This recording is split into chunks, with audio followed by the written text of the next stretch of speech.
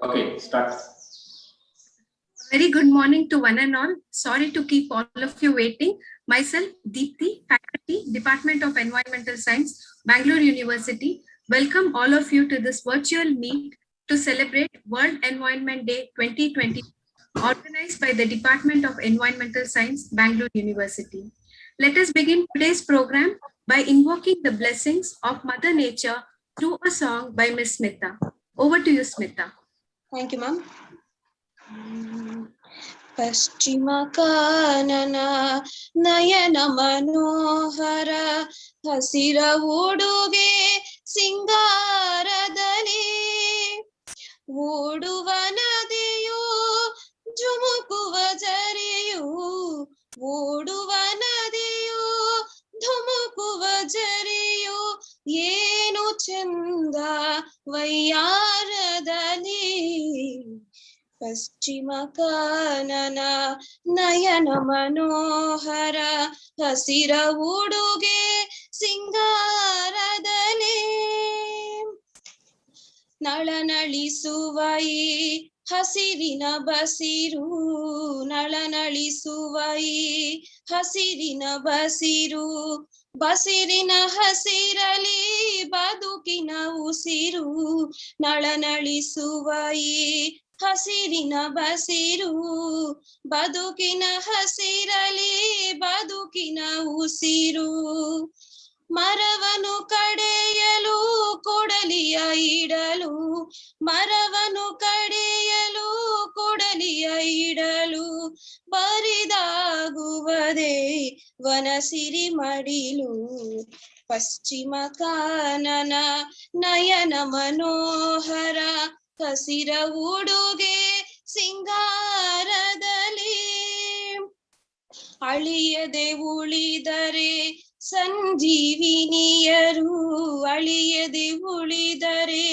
ಸಂಜೀವಿನಿಯರು ಗಿಡಮೂಲಿಕೆಗಳು ಭರಪೂರ ಅಳಿಯದೆ ಉಳಿದರೆ ಸಂಜೀವಿನಿಯರು ಗಿಡಮೂಲಿಕೆಗಳು ಭರಪೂರ ಹಸಿರನ್ನು ರಕ್ಷಿಸಿ ಭಕ್ತರ ಪೊರೆವ ಹಸಿರನ್ನು ರಕ್ಷಿಸಿ ಭಕ್ತರ ಪೊರೆವ ವರ್ಣವಲ್ಲಿ ಶ್ರೀ ಗುರುವರ ಸ್ವರ್ಣವಲ್ಲಿ ಶ್ರೀ ಗುರುವರ ಪಶ್ಚಿಮ ಕಾನನ ನಯನ ಮನೋಹರ ಹಸಿರ ಉಡುಗೆ ಸಿಂಗಾರದಲ್ಲಿ ಓಡುವ ನದಿಯೋ ಧುಮುಕುವ ಜರಿಯೋ ಓಡುವ ನದಿಯೋ ಧುಮುಕುವ ಜರಿಯೋ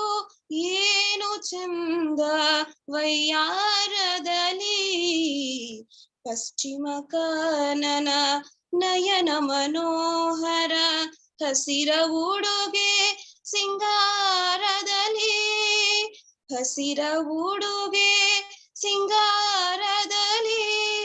thank you ma'am.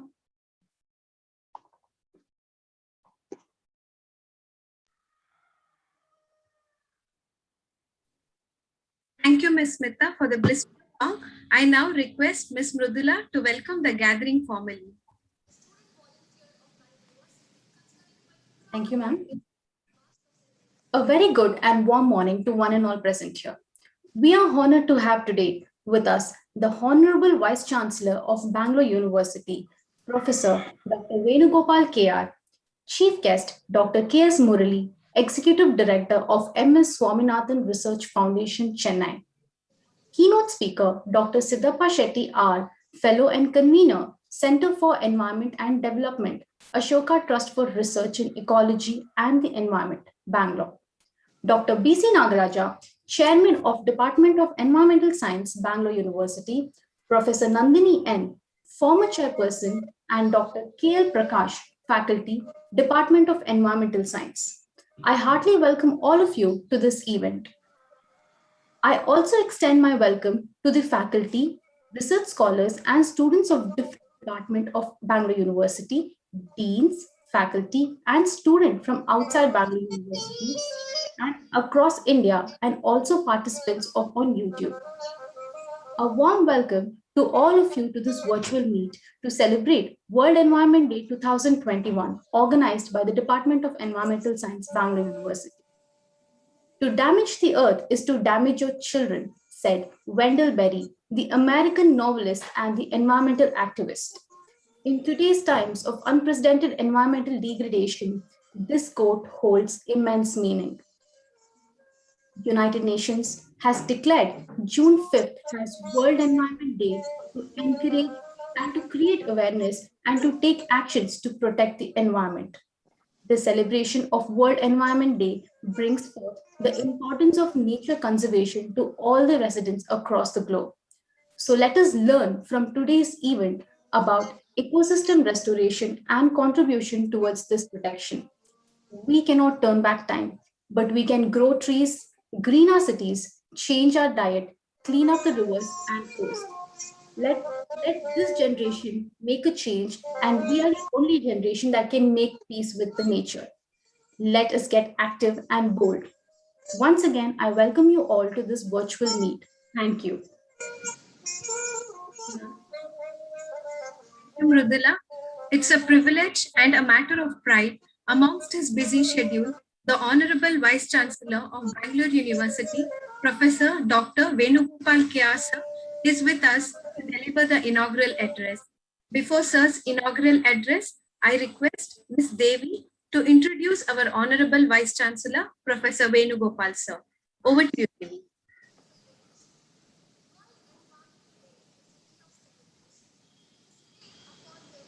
It's a privilege and an honor to introduce our Honorable Vice Chancellor, Professor Venugopal K.R. Sir has an illustrious, distinguished and brilliant academic career.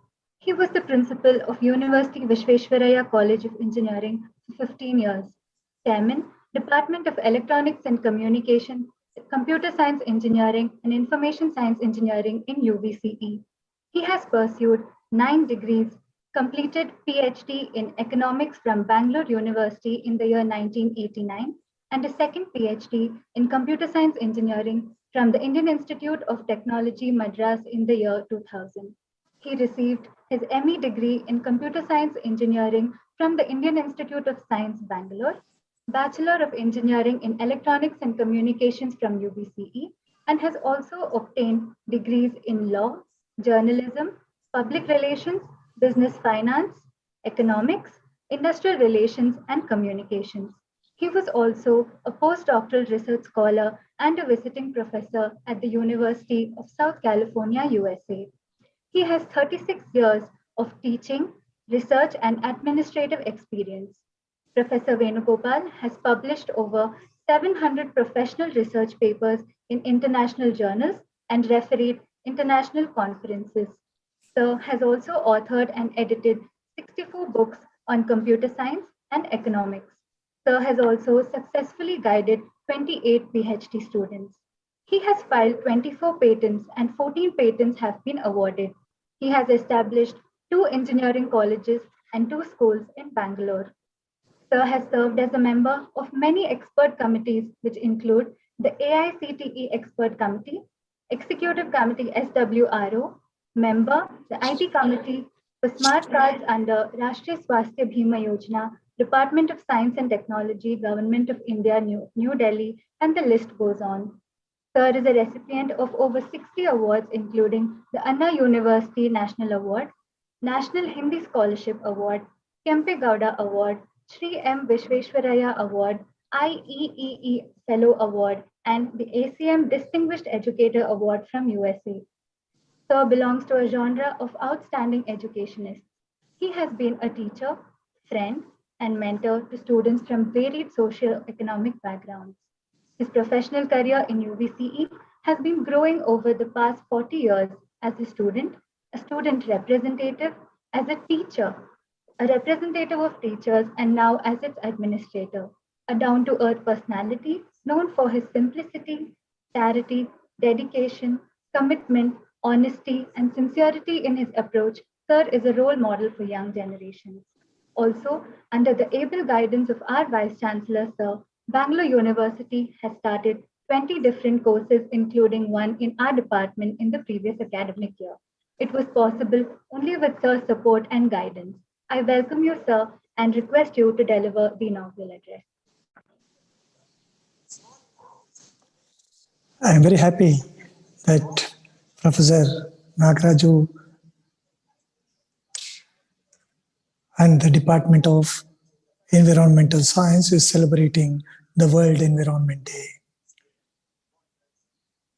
It's very important for this mankind to understand how to preserve, how to conserve, and how to restore this ecosystem.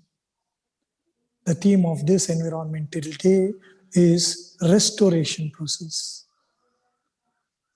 There is always resistance to restoration. Nature is always resilient, but you cannot exploit it. It takes a long time to recover. So whether it is our river, forest, sand, minerals, mountains, or whatever may be the natural resources, land, water, air, and resources, this has to be preserved, conserved, and restored if it is degrading. Preservation of ecosystem is preservation of mankind and preservation of this earth. In order to preserve or conserve or restore, we have to reduce or use, reuse the resources, recycle the resources, and refuse something which has to be, always preserved. We are moving from climate change to climate crisis, global warming to global heating because of ecological degradation. Whether it is a small virus, earlier by a flu, now whether it is a Nipah virus, it is a bird flu, or it is Ebola, or SARS, or dengue, or monkey fever, or swine flu, or the present corona pandemic. It is all because of ecological disturbance. Everybody and anyway, every day we have to be involved in this ecological balance. We have to preserve this ecological balance because it is of utmost importance. The government of India has taken a number of projects, whether it is a Ganga project, Ganga cleaning project, or Yamuna biodiversity project, or mangrove restoring project in Uttar Pradesh, or Chilka Lake in Odisha. These are all big projects that have been undertaken by the government of India for preservation. There are different ways to,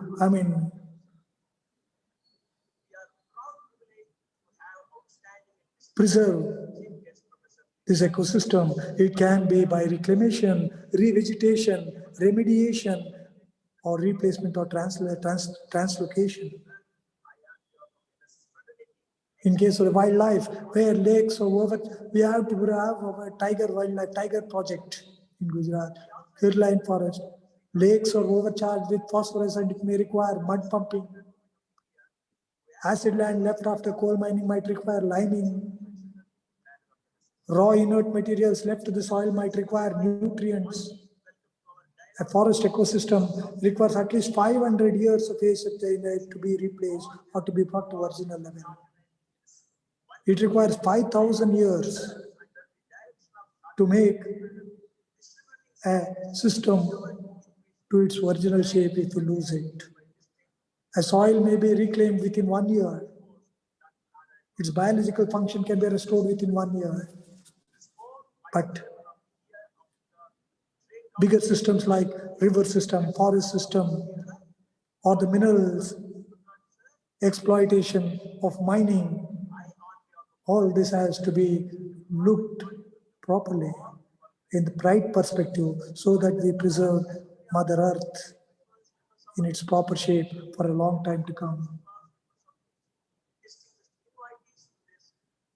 I thank the Department of Environmental Science for giving me an opportunity to speak on this World Environment Day.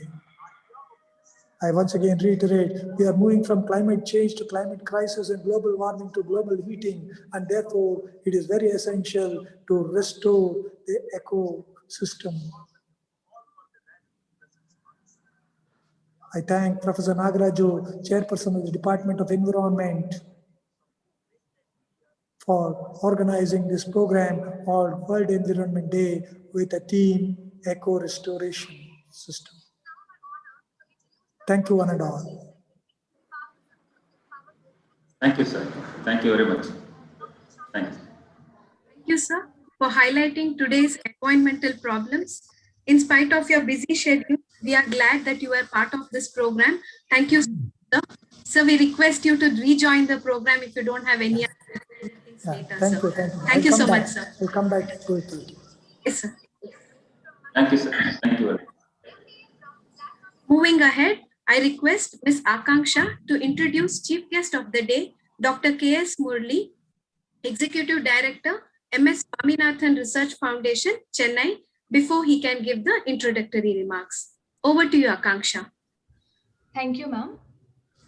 Dr. K.S. Murli is the Executive Director of the prestigious MS Swaminathan Research Foundation, Chennai. He is currently working on a project on glacier-fed river basins of Hindu Kush Himalayan region of India, Bangladesh, Pakistan, and Nepal.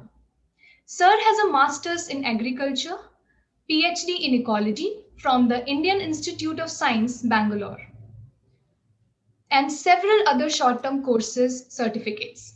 He has published nearly 130 articles in international and national peer-reviewed journals, besides books and previous popular articles.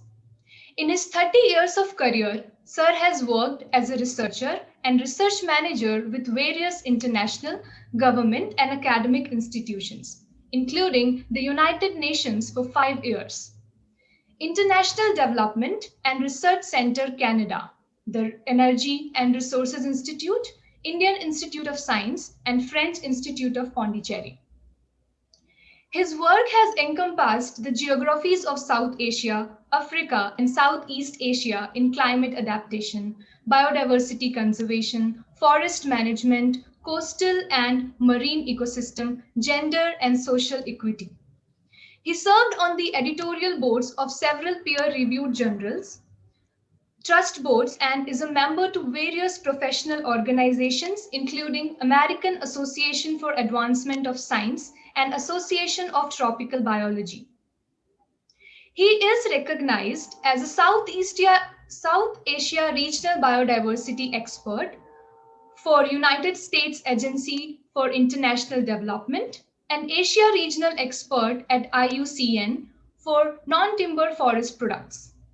His major achievements include supporting the Government of India to submit the reports to CBD and UNCCD, supporting the government to successfully getting the GEF projects based on the priorities set by Global Environment Facility, successfully managing biodiversity programs in South Asia and India, the programs of climate change across the continents of Asia and Africa.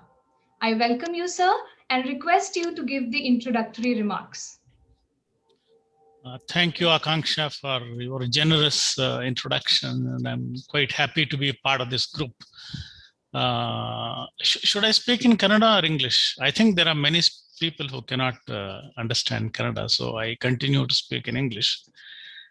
First of all, thank you for the Vice Chancellor of Bangalore University for accommodating me here, and also Professor B.C. Nagaraj, who has been my colleague in the past, and we have worked together in the Western Ghats quite some time.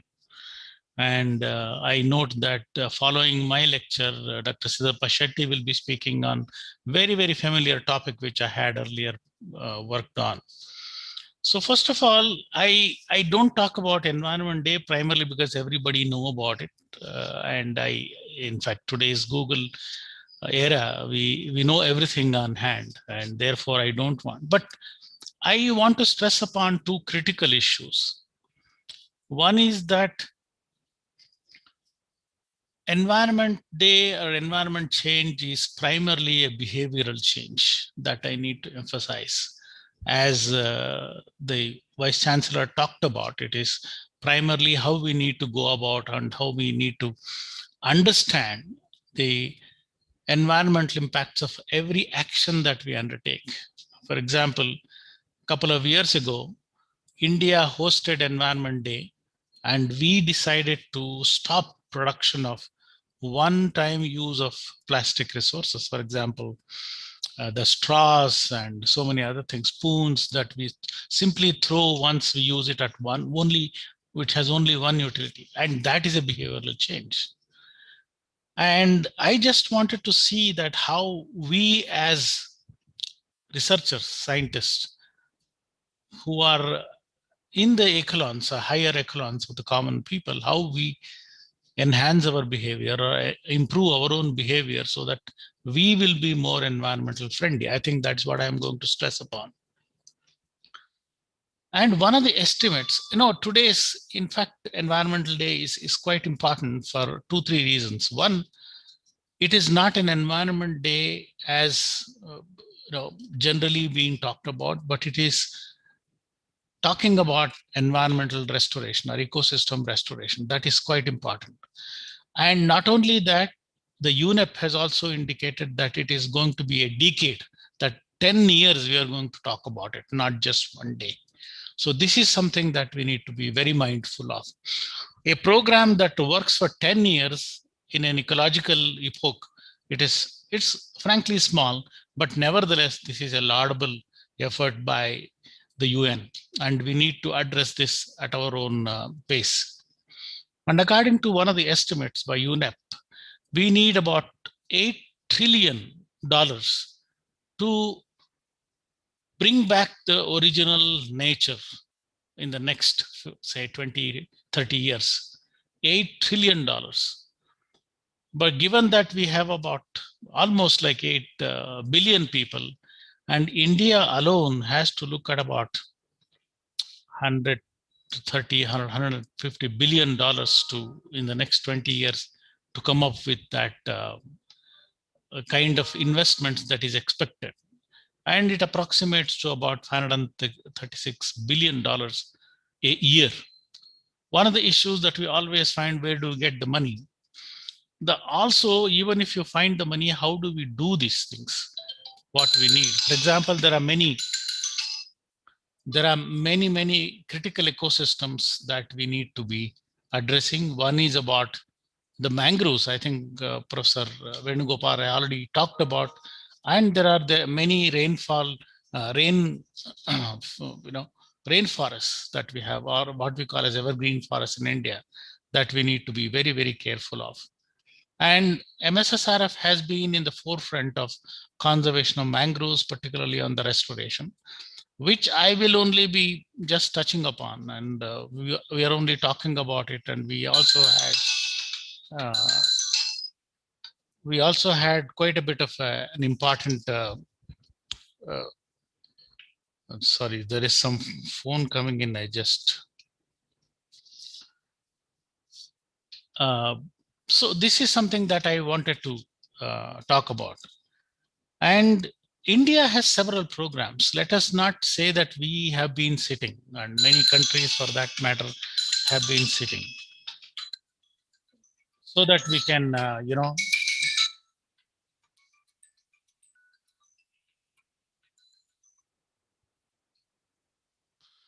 sorry, there are too many phone calls today. I will be, and one of the programs that I and also Dr. BC Nagraj was involved is a joint forest management. And also Dr. Just a minute. Hello.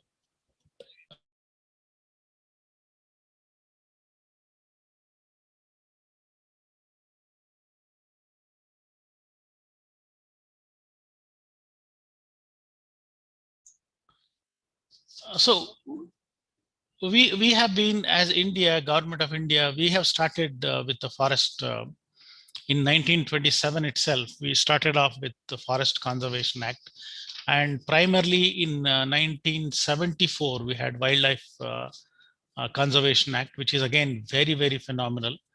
And later we had social forestry programs and joint forest management programs. These are all in a way very, very useful for ecological restoration of various kinds.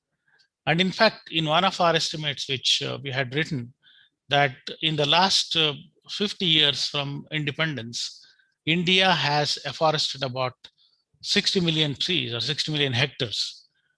But we need to do a lot. So how do we do these things a lot is a question that we wanted to answer. Particularly in this context of ecological restoration or ecosystem restoration, these becomes very, very important. As I said, a mangrove itself, MSSRF has done something like 1,500 hectares, given that it is highly productive, landscape, and also it is very, very difficult.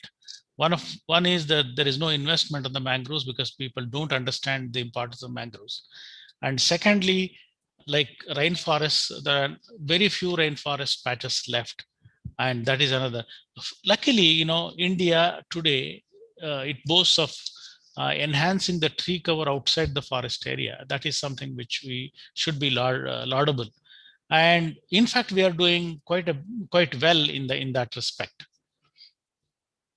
So I think what I have to talk about today is primarily on how we have to improve our ecosystem. In fact, what I say in the university setup, what you have is young minds and young ideas that are coming in. I think you are also Vice Chancellor also, and you as a professors and teachers at the university should allow young minds to understand what are all the new areas in which they can innovate.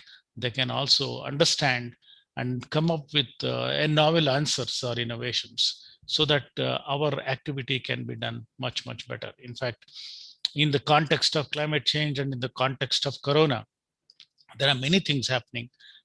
Particularly in the context of Corona, I just want to mention that although in Delhi, people said about we can see, Everest, ice-capped Everest mountains from the very closest areas. It may be because that we have reduced pollution, that we have reduced various activities. But on the other hand, we also have amassed lots of these, masks that we have used, which are primarily plastic in nature to some extent. And most of us are using cloth masks, which is good. And there are so many other things that we have let it happen. So in this context, I think everywhere we have to be very mindful of what we do. And we also have to change our behavior. I want to emphasize that Environment Day is not a one-day affair. It has to be a lifestyle. It has to be a behavioral change. And we have to conserve, and we have to do it every day, every minute, and perhaps every second of our life. With these few words, I want to thank everybody for this opportunity. And I'm sure you will appreciate all these lectures today by Siddhappa and various others. And as an environment division or as an environment department, we need to move moving ahead with behavioral change and also innovations a lot. Thank you very much. Thank you very much. Fortunately, I have to leave in a minute because there is another program. I'll just thank you. I'll quickly thank you, sir. So Okay. thank you so much for Thank you. stressing Environment Day celebration. Thank Be you. restricted to certain things, but we should focus on ecosystem restoration, and also youngsters should work more on this. And like sir mentioned, he already has a meeting at 11:30 in Delhi. In spite of this, he's been a part of this program. So if possible, I kindly request you to rejoin the program. I will try. I will try. Sir, as and soon also as we look forward to hear more about your work in the Sure. future. Sure. Thank you so much for being a part of this, sir. Absolutely. Thank you so much. Thank you so much, sir. Thank you. Thank you. Thank you so much, sir. missing you for my presentation. Sir. Indeed, I wanted to hear you, Siddhappa. Anyway, we can talk about it. Okay. Thank you. Thank you. Nice to see you. Moving ahead, this year's World Environment Day theme is ecosystem restoration. Let us learn more about ecosystem restoration from Dr. Shetty, conservation scientist at Ashoka Trust for Research in Ecology and the Environment, popularly known as ATRE. Before Sir can begin his talk, I request Ms. Maulia to introduce Siddhappa Sir. Thank you, ma'am. Good morning to one and all present. I am glad to introduce Dr. Siddhappa Shetty on the World Environment Day 2021. Dr. Siddhappa Shetty is a fellow and convener at the Center for Environment and Development, Ashoka Trust for Research in Ecology and Environment, Bengaluru. Dr. Siddhappa is an ethnobotanist and holds a PhD from the University of Mysore. Sir is a committed research practitioner who has bridged science and policy and practice to achieve sustainable development in the tribal areas of Western Ghats. With over 27 years of research career, Sir has made tremendous contributions to sustainable resource use through the long-term monitoring of forest resources such as honeybees, several non-timber forest products, communities and conservations, creation of livelihood opportunities, forest restoration, invasive species and management. Sir has trained around 10,000 indigenous harvests on sustainable use of forest resource and create livelihood opportunities for local people. Sir is a recipient of prestigious Fulbright Nehru Fellowship in 2009 to visit Oregon State University, USA. Sir has also received the IF Social Impact Award by IF International Forum Design for his work related to invasive species Lantana camera. Sir has published around 35 peer-reviewed research papers and manuals. Sir continues to work closely with the indigenous communities. Looking forward to hear more from you, sir. Over to you, sir. Oh, thank you very much for one and all. Wishing you all a very happy and wonderful World Environment Day. Having said that, I would like to thank Professor P.C. Nagaraj for inviting me for this talk. And I would like to thank Deepthi and the University of Bangalore and especially Department of Environment Science and Professor Venugopal sir and also Murali sir. It was wonderful to see them as well. Thank you very much for the opportunity and listening to me.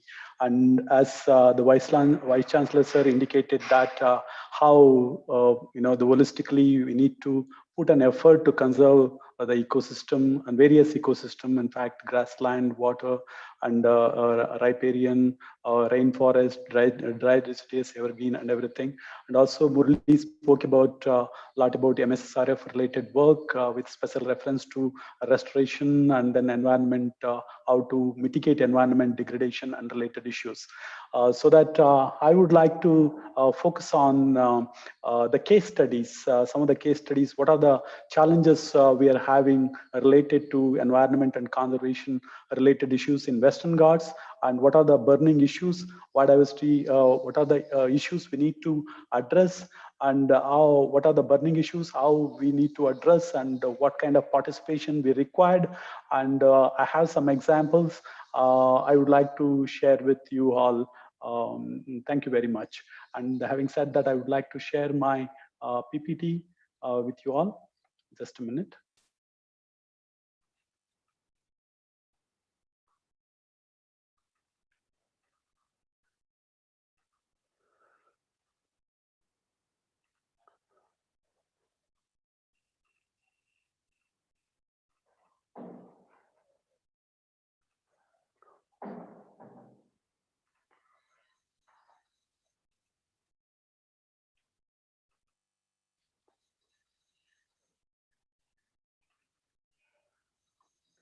Can you see my screen? Yes, sir, we can see, sir. Oh, great. Thank you very much.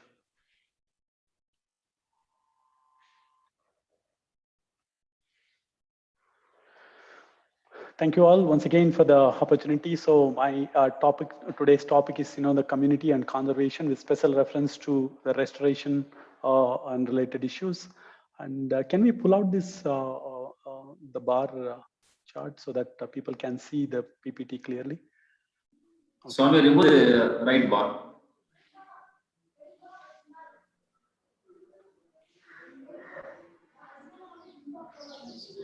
Swami? Sir, we have removed it.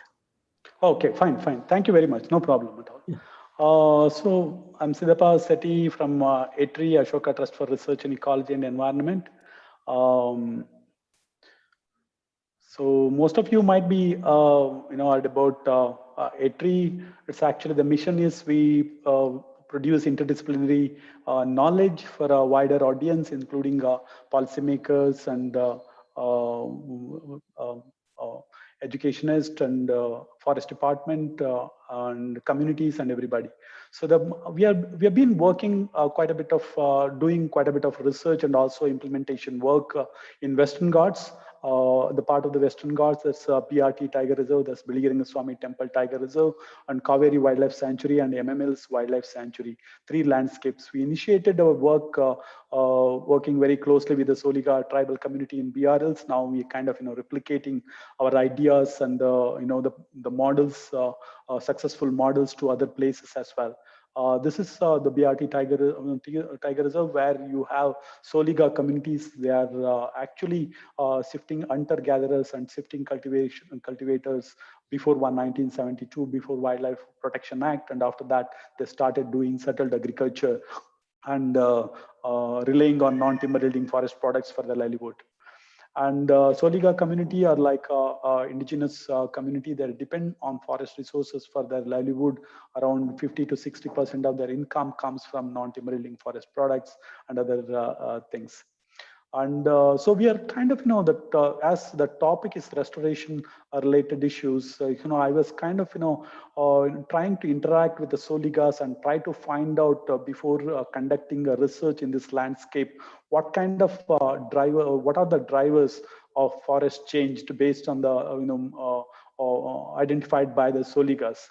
How do they identify and what are the drivers changing the biodiversity in this landscape based on their traditional knowledge? So that it was so important actually to talk to them and find out, because you go to the forest as a researcher, you can't do everything, you can't identify the problems and all. Of course, you need to talk to people. That's one of the things we did earlier. They identified the fire is a major issue. As, you might have heard a lot about the fire. There are litter fires, there are canopy fire, there are very huge fire and things like that. Some of those fires are the drivers of biodiversity change. That's what they indicated.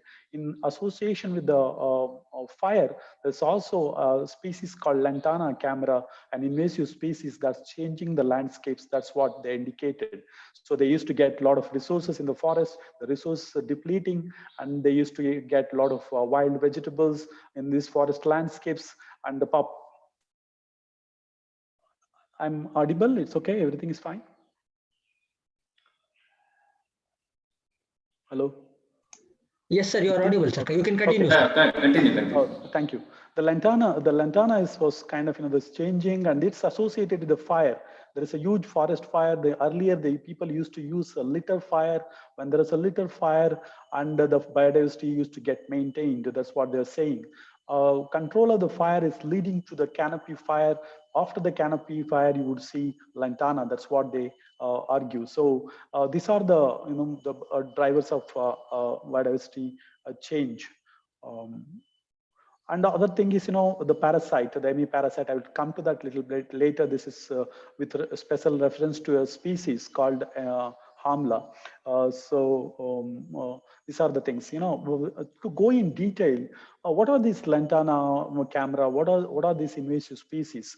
This is an invasive species from South America around 300 years back, and then is encroaching our forest landscapes in the Western Ghats, in the central India and also eastern Himalayas. It is becoming a huge problem in the entire landscape. Actually, it suppresses biodiversity, and it discourages native regeneration, and it is toxic to animals, the mammals especially, grazers, and alter the forest regime.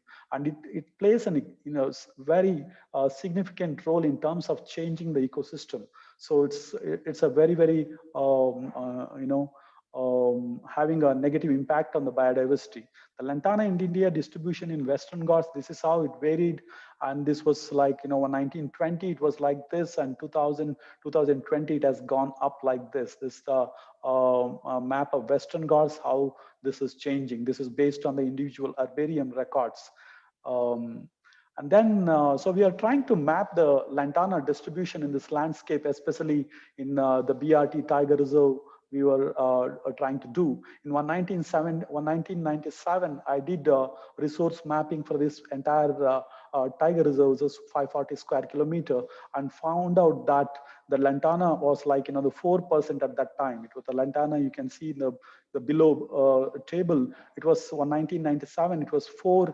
And in 2008, after 4 years, one of our PhD students did his research and then enumerated the plots, my plots, and then he did his PhD on that. And then he found out that the density has increased to 34%. And now, very recently, 2018, so our team, Dr. Ankila Hiremat, Bharat Sundaram, and myself, 3 of us, with some students, his name is Arvind, they contributed and they did a resurvey again after 20 years, and we found out that the 47% is the lantana density now. It has increased from 4 to 34 and 47 now. At the same time, the native flora, the biodiversity is decreasing. At the same time, 96% to 66%, and now 53%. In that sense, you can clearly see that what kind of the damage the lantana is causing to the biodiversity, what kind of restoration work that we required at the landscape level to get rid of this lantana. Those things are, we started thinking about it, and there are some of the interventions we carried out. Recently, we did a biomass survey. One of my colleagues, Arish, from our coordinator, he does a coordination of MML's work, and so he is in my team, and we have been working on these issues for quite some time. We did a biomass estimation for BRT Tiger Reserve and also MML's Wildlife Sanctuary. This is how the lantana is distributed. The biomass per square kilometer is like 53,844 in BRT, and it is 32,541 in case of MMLs. These are the recent studies. And then, and also we start, we did, and again, one of my colleagues is Dr. Paramesh. He was working with me in my team, and he did his PhD in A3 on corridor and related conservation related issues.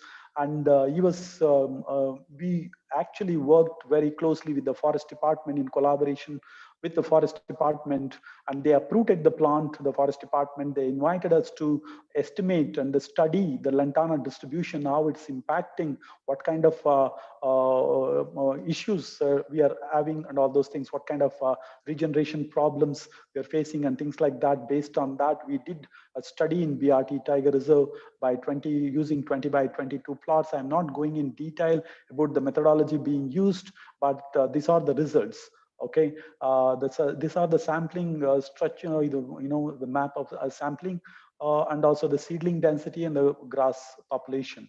So actually, we found out that where they uprooted, when you go and uproot the lantana, there you would see the sampling number, the density and the seedling density would increase. At the same time, the grass density will also go up. In that sense, when you go and remove the lantana, it contributes to the regeneration of the forest. So in that sense, it's so important to remove this lantana in these landscapes. That's what we understood. And also where we have removed the lantana, so we found a lot of animals have started coming up. Actually, the lantana causing the ecosystem degradation. What happens is when you have a lot of lantana, it doesn't allow native species to grow. And when you don't have lantana, all the wildlife, especially the herbivores, will come and graze everything. So that when you have lantana, you'll have problem. That you don't have lantana, you'll have another problem.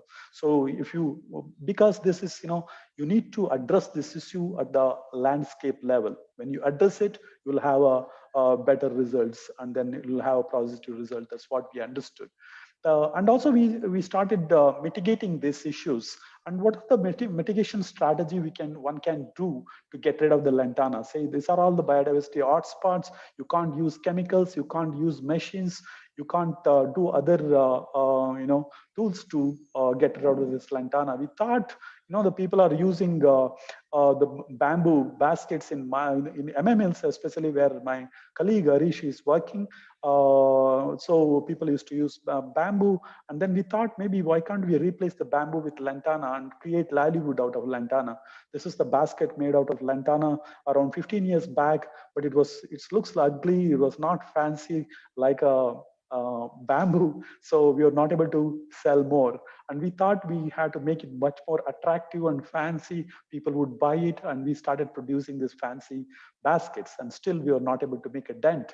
And after that, we started producing furnitures like a chair and things like that made out of lantana. And still we were not able to make so much business out of it, and we didn't know how to bend lantana. Two interns from France came and taught us how to bend lantana. This made a difference. This is like, we started producing, after that we started producing lantana like a cane furnitures and tables and things like that.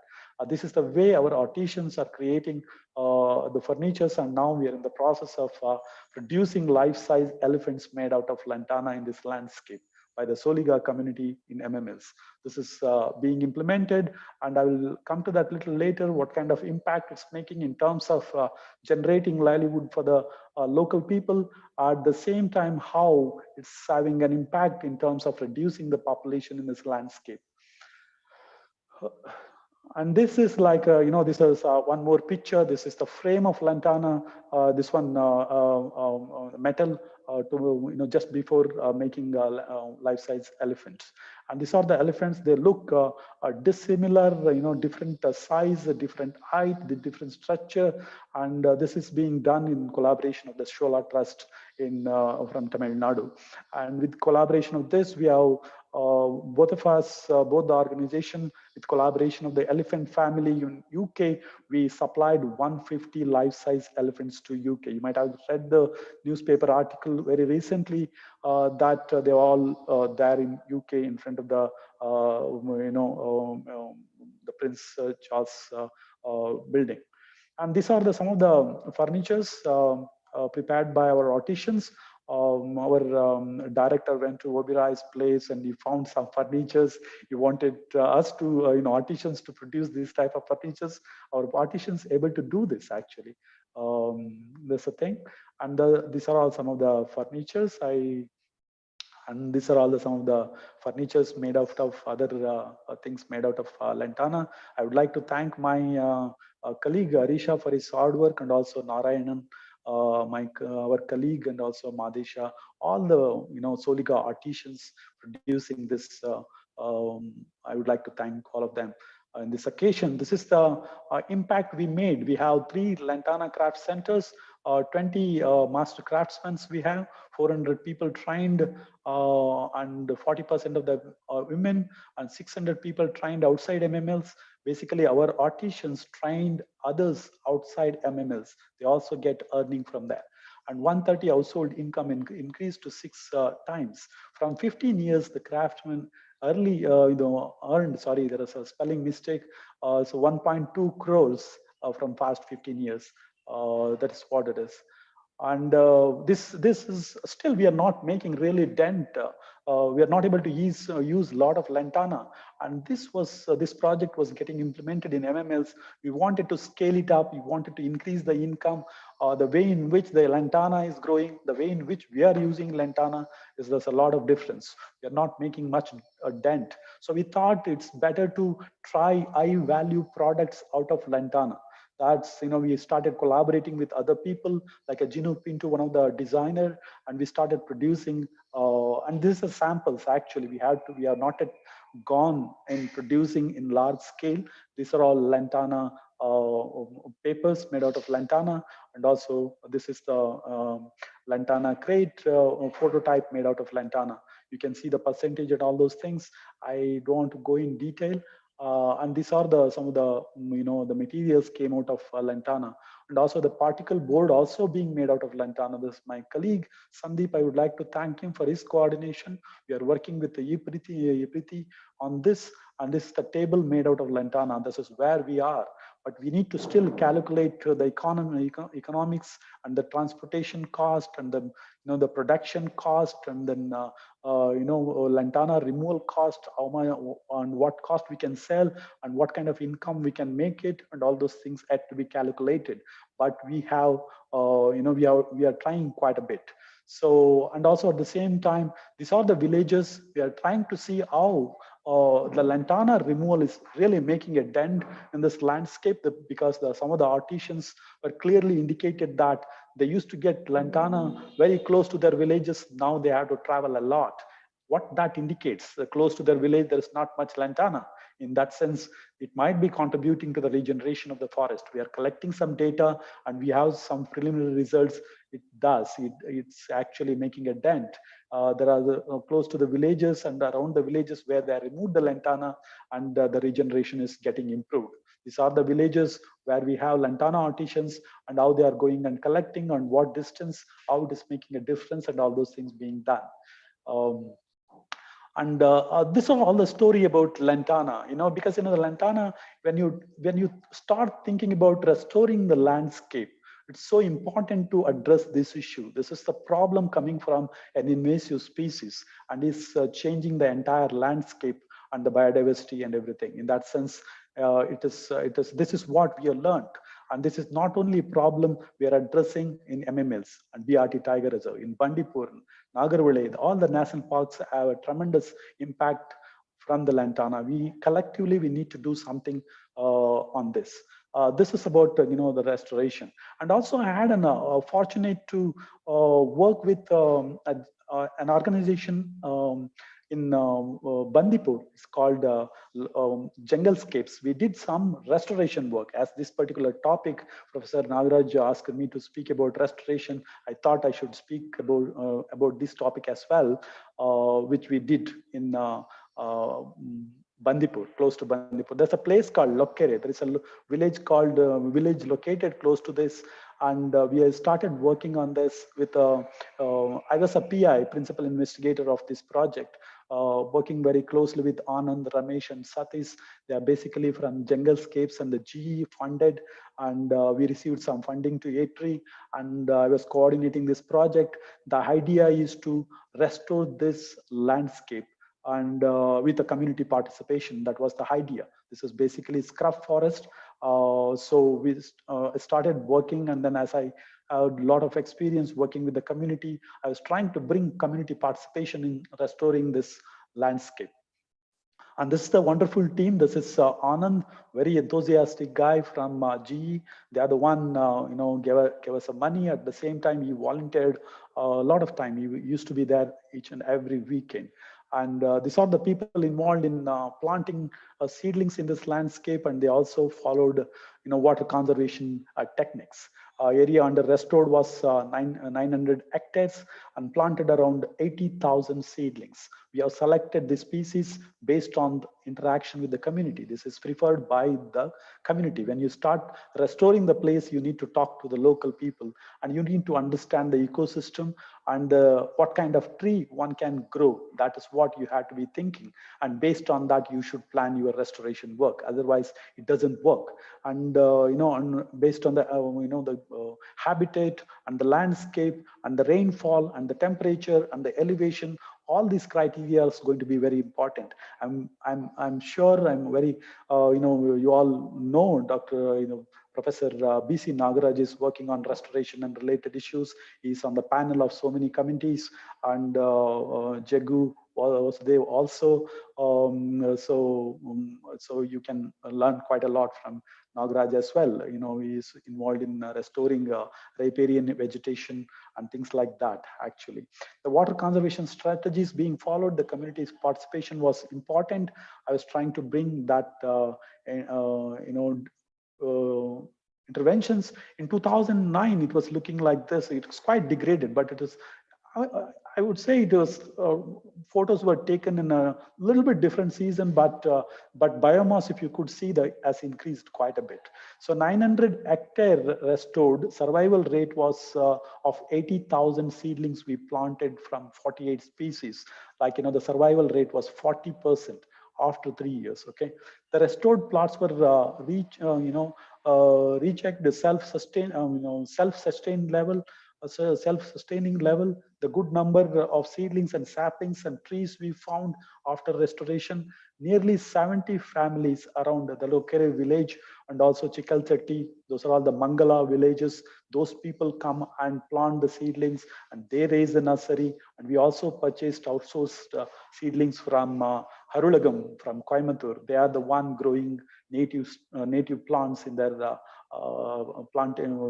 nurseries. And we also encouraged people to grow seedlings through the decentralized nurseries. So they were able to produce seedlings. They are the one involved in planting the seedlings, everything. So the 70 families were making their livelihood from past 15 years, almost 2014 it was started. The good, and also we started encountering and started seeing the good wildlife. Okay, and the GE was funded, and they have several fundings within GE. They do a lot of restoration work and lake restoration work in Bangalore, and there are a lot of projects. This is the project won the best project award, actually. So that was the restoration related work with community participation we did in Lokere, that's close to Bandipur. That was one of the experience I wanted to share with you all. And let me move on to species level restoration. What kind of species level problems you would encounter? And what are those issues? What are the anthropogenic pressure which are linked to some species being used by the community? What are the issues linked to it? How those issues need to be addressed and mitigated? That was one of the issues we were thinking. We have been working on this for quite some time. That's one of the important species is Amla, that's gooseberry, Phyllanthus emblica, and Phyllanthus endopesheri, and Dupa, Boswellia serrata, and Honeybee, the Apis dorsata. These are the species we have been working in BRT Tiger Reserve and also MMS Wildlife Sanctuary for quite some time. The NTFP is you all know, as I said earlier, around 30 to 40. Earlier, it was 60 to 70% was income was coming from non-timber yielding forest products for this tribal indigenous Soliga community. And now the dependency is reducing slowly because of the invasive species, other issues. I'll come to that a little later. And the lantana has also had an impact on this species as well. We're trying to do some research on what's happening to this gooseberry trees, the plants, the population, the Phyllanthus emblica and Phyllanthus endopesheri. There are 2 species within gooseberry, and we did a regeneration study. The pink line, which is close to the 0, the 1, it indicates that the regeneration is doing well. If it is away from, it is -1 or 2 or 1, something like that. It clearly indicates that the population is not doing good. These are the results we found through our regeneration study through this for this species. And they have clearly indicated that again the lantana played a significant role in terms of pushing this population down. Actually, the mortality percentage of mortality rate was high where the lantana density was high. When the mortality of native species were low, where the lantana density was low, that clearly indicated that the amla seeds are germinating, but they are not able to reach to the next stage, like seedlings and sapling, and they're not reaching up to the reproductive or juvenile stage. That was the problem we found.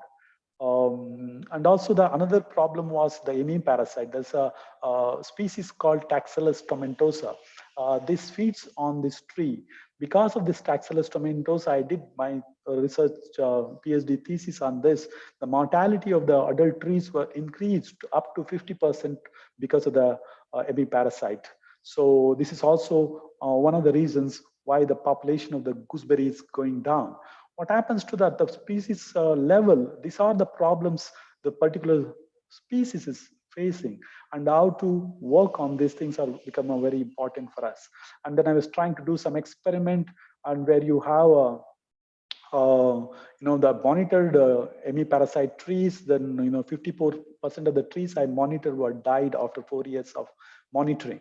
The tree with Uppilu removed, I was trying to remove Uppilu and hemiparasite, that's called, remove everything and then monitored. I removed and then monitored these trees, and then the survival rate increased. The mortality rate was only 3%. And this was like another, this is a control experiment we did. So one of the thing is, the lantana is playing a role, and secondly, the hemiparasite is also playing a significant role in terms of reducing this population. These are the challenges. The gooseberry, that's you all know that gooseberry is very important medicinal plant, and fruit is rich in vitamin C and everything. So in that sense, this particular species is having this problem. And the other species, the Boswellia serrata, the resin is being harvested by the community locally in BRLs and MMLs and Kaveri Wildlife Sanctuary. One of our PhD student, Soumya, did research and did a PhD on this particular species. We're trying to understand how, these are the Boswellia serrata trees. And this is how the people are harvesting the resin from these trees. And there are pure form of wax, resin being collected, and soil mixed one, and dead wood bark. And these are the rates they would get. The pure one would get around 800 to 1,500 rupees per kilo, and the soil mixed one is 60 to 250 rupees per kilo. And then one, this is 15 to 30 rupees with dead wood. Basically, the tree would die, and after that, they'll try to take branches and then mix that with some amount of resin, and they try to sell it. And this is the quantity they actually harvested from single tree. In pure form, 250 grams to 500 grams. In soil mixed to 1 kg to 5 kg, and dead wood bark and 2 kilos to 100 kgs, because basically here they're harvesting entire dead wood trees. And this is the population structure of this particular species. So in case of a number of individuals, in case of BRT Tiger Reserve, this is Kaveri Wildlife Sanctuary, this is MML's Wildlife Sanctuary. So what's happening is, the MML's Wildlife Sanctuary, where you have Malay Madheshwara temple, this is a very, very attractive place for the pilgrims. You see thousands of them coming. There's a lot of demand for resin. So people harvest quite intensively. So the population is getting affected because of the kind of over harvest. This is how you would. That's why you don't see reverse J-shaped curve. People who do not know the reverse J-shaped curve, say for example, the population of mother and like trees, seedlings and the saplings. If you map them, if you get a J-shaped curve that clearly like this. The curve should go like this, more or less, and that clearly indicates that the population is healthy, doing good. And if you get a graph like this, irregular shape, that clearly indicates that there is a problem. So you need to address those issues. That is what the Soumya understood. And that's about the gooseberry and also the Boswellia serrata, two species, the problems and the issues associated with them. And how do you address these issues? That's a challenge. I'll come to that a little later. And this is third species, the species level restoration, whatever the issues interventions that is required. Been monitoring honeybees. They are incredible pollinator. You must be knowing Apis dorsata. So been monitoring honeybees from the past 25 years in this landscape, and the population we have 17 1-kilometer transect and 13 rock cliffs being monitored every year, and before harvest to understand the level of stock of the bee colonies in this landscape, and after harvest we go and count the number of bee colonies again to understand the level of extraction. That's what we have been doing from past 25 years. The population is declining slowly. That's what we found.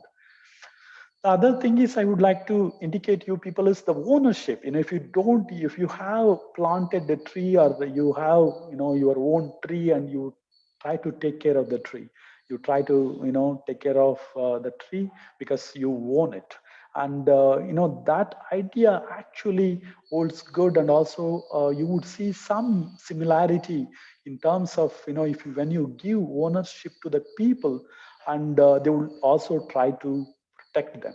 If they do not have ownership, why should they protect? And then they are not getting any benefit out of this. How do they protect it? Protect? That was the lessons we learned through our research. Say, for example, in case of gooseberry, I forgot to tell what happened was in 2005, there was a ban on harvest. There are a lot of fruits and the tons of fruits were available in the forest, but the people were not able to go to forest to harvest. But because they didn't have a right, because they declared wildlife sanctuary into tiger reserve, and they stopped people going into the forest. Now, what happened in that scenario was the outsiders came and harvested everything. They cut all the trees to harvest the fruits. The Soligas, they never used to cut the trees at the base level, entire tree I've seen. So this outsiders came and cut all the trees and then harvested everything. That's what happens. So here, what happened, 2005, there was a ban on honey harvest. And the number of colonies were like, fluctuating and increasing and decreasing. There are like, the trend was going like this. In 2005, there was a ban on harvest. I was thinking the bee colonies number would go up because there was no harvest. So in that sense, we are protecting the bees in the landscape. That's what I understood.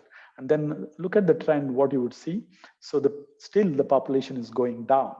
What that indicate? It's not really related to the harvest. It's something else playing a role. In that sense, the Apis dorsata bee colonies migrate up to 100 kilometers. And they migrate one place to another place. The BRM, the bee colonies from the forest, they will go to agriculture land, and they also go to the urban landscape like a Bangalore or Mysore, something like places like this. What happens in agriculture land? People use a lot of insecticide and pesticide. In Bangalore, what do? They're scared of bees. They spray insecticide and pesticides. They try to kill them. So these are all play a significant role in terms of reducing the bee population. So we have to work together holistically, everybody, otherwise we'll not be able to achieve much. That's what I was thinking. And also what we are also thinking is a very important thing is, right to the community. In that sense, the Forest Right Act played a significant role in terms of giving rights to the people in terms of using their resources and also individual rights to cultivate their agriculture land. That is what he did. And there are some people had confusion about these rights. Everybody will get a 10 acre, and where do you have forest, and this is a fake act, something like that. It is not true. If the people don't have land, they'll not get anything. If I have 1 acre land, I will only get one right for 1 acre. If I have half acre land, I will only get right for half acre. That's it. It will not be sparing your pristine forest for the people. It's not like that for the cultivation, I'm saying. So what we found was that if we give ownership to the people and they would responsibly manage the ecosystem and manage the resource being used by them, that's what we thought. And then 2011, and then 25 Grama Sabhas got the Forest Right Act. It coordinated with the local institutions, Soliga institutions, Soliga Abhiruddhi Sangha and other institutions, and 52 Gram Sabhas got rights in 2018. The totally 77 Gram Sabhas have got right. That leads to 84 villages have rights, and also around 21,000 individuals have rights to go to the forest to use the resources. And going and harvesting the resources, not only they can go and harvest everything without conserving the resources. Under the Forest Right Act, there is also a section 3.1 high that's a conservation that gives conservation rights to the community. So they have rights to conserve the resources being used by them. In that sense, it's a win-win situation. They can harvest, at the same time they have to contribute for the conservation of these species. So we are working closely with that. Again, Arisha, myself, and Madhegowda in BRLs, we are working on co-management and related issues. Under the current projects, we have received some grant from DBT to work on co-management related issues. Unfortunately, because of the COVID, we are not able to do so many meetings. Anyway, so what other criteria and what other strategies we use to conserve this species? That's what I would like to speak now. Say, for example, the gooseberry and honey, how do you conserve them? So we kind of used enterprise-based conservation model, where the people can harvest the resources and bring these resources to the processing unit and add value to it. Say, for example, the honey is being collected for 200 rupees per kilo, and they're getting sold for 800. In that sense, there's a income generation activity. The income is being earned from this processing unit will go back to the community in the form of an incentive to conserve the forest. That's how we kind of, the community is managing. And we also have currently we have received the grant from Spurti around 3.5 crores. In that, we are building the infrastructure and machineries and making, producing honey in a little bit big scale. And also there is a lot of importance being given on conservation of these resources and sustainable use and things like that. So these are the enterprise-based conservation model we have. In MMLs, we have 1, in VRLs, we have 2. So this is what the Erkangade, Canary Colony and MMLs, 10, 15 and 10 and 5 lakhs is going on a small scale, and we are planning to scale it up under Spurti project. And we have outlet in Mysore Zoo as well, in collaboration with the Zoo Authority of Karnataka and Karnataka Forest Department, and also Lamb Society you might be knowing. It's called Large Scale Adivasi Multipurpose Society. So, and also we are adding value to the coffee as well, because the coffee is being growing in this landscape. And if we don't talk to people, don't encourage them to follow the organic way of cultivating coffee, the biodiversity will get affected. That's one of the reasons we would like to, otherwise we are not a business people with the A3, but we would like, to conserve these resources, we need to have this component as well. This is Madama, the president of the processing unit. And this is Madegowda, my colleague, and the social welfare minister were there to inaugurate this programs in BRLs. And what kind of strategies we have to use? That's the thing. And the participatory resource monitoring technique were being used. And based on my experience from past 27 years for this November, and people were involved in harvesting the resources and try to use their traditional knowledge to conserve the species. And they would know what kind of resources available, at what scale, what is the quantity they are available, and what is the amount they are, what is the quantity they are extracting, and what is the regeneration status. They just use traditional knowledge to do that. Actually, I evaluated this method.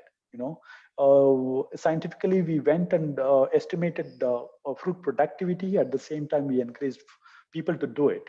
The fruit productivity estimation done by the people and done by the scientists were amazingly comparable. In that sense, this model clearly indicates that people use forest every day, they will have a better knowledge. Use that knowledge to conserve the forest and link incentive mechanism to take care of their contribution they make for the conservation of the forest. These are the strategies one can think and use. I won't say this technique will be old good. You can use this technique all over India. The model would be different for different places, and depending upon the intensity harvest and the linkage, the community and the resource people have, and things like that.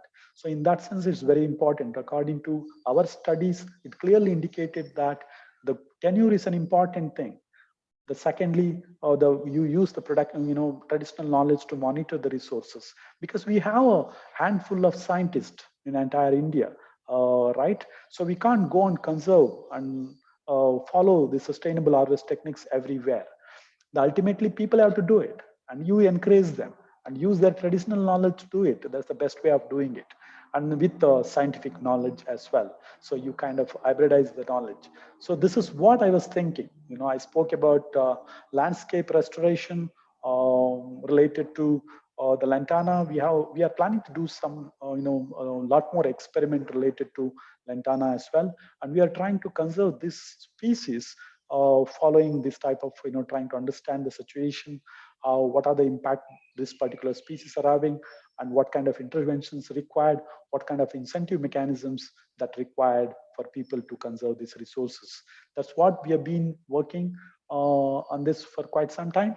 And then I would like to thank Karnataka Forest Department, all our funding agencies from so many years, and all our collaborators, because local institutions and the governmental, non-governmental institutions contributed a lot. Staff, and Madhegowda has been working with me from past almost 20 years, and Arisha from coordinator of MMLs is with us from past 20 years. They are the pillar of this program. I would like to thank all of them, and their support and then encouragement, their zeal and everything for this program. Thank you one and all, and I would like to thank my friend Professor B.C. Nagaraj for giving this opportunity. I'm really grateful to him. Any questions, please let me know. I'm sorry I took up more than what I supposed to take. You are on time, Siddhappa. Okay, thank you very much, sir. Any questions? Yes. So that was an interesting and informative talk. Thank you, sir, for taking us through the landscape of Bandipur and BR Hills.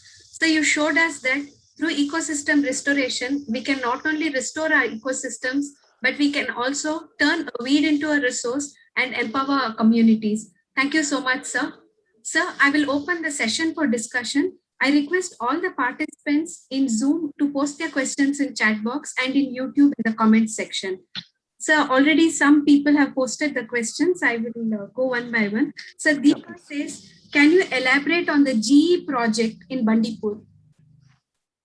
Oh, the GE, actually what happened was GE initially, actually there is a person called Ramesh. He's the founder trustee of Junglescapes. Actually, he was working in Bandipur, Lokkere. There's a place called Lokkere on restoration related work. They wanted to work closely with the community, and just outside Bandipur Tiger Reserve, there's a degraded forest, and they were trying to conserve this landscape with community participation. Initially, they went and planted some seedlings, and they wanted to bring some experts to bring strength and community participation in this particular project. And they came and had a discussion with me. And this person called Anand, a gentleman, is very, very enthusiastic. And also one more person called Satish. They all actually joined. We all worked together, had a discussion with the community. This project was funded by GE and also the volunteered by GE staff. So many people used to come during the weekend, do planting work. Actually, it was an amazing project. We spent a very little money to achieve a bigger goal. And we encouraged decentralized nurseries with a community participation, and people were growing seedlings, and they only selected, we did a PRA exercise initially with the community. And then they said, how the forest used to look like long back. What are the changes happened to this landscape? What kind of species they are missing? If they are planning to plant and restore this place, what kind of species they need to plant? Those are the discussions we had with the community, and they listed 48 species. And based on their list, we kind of, facilitated and planted these plants in this landscape. And also this water conservation strategies being followed.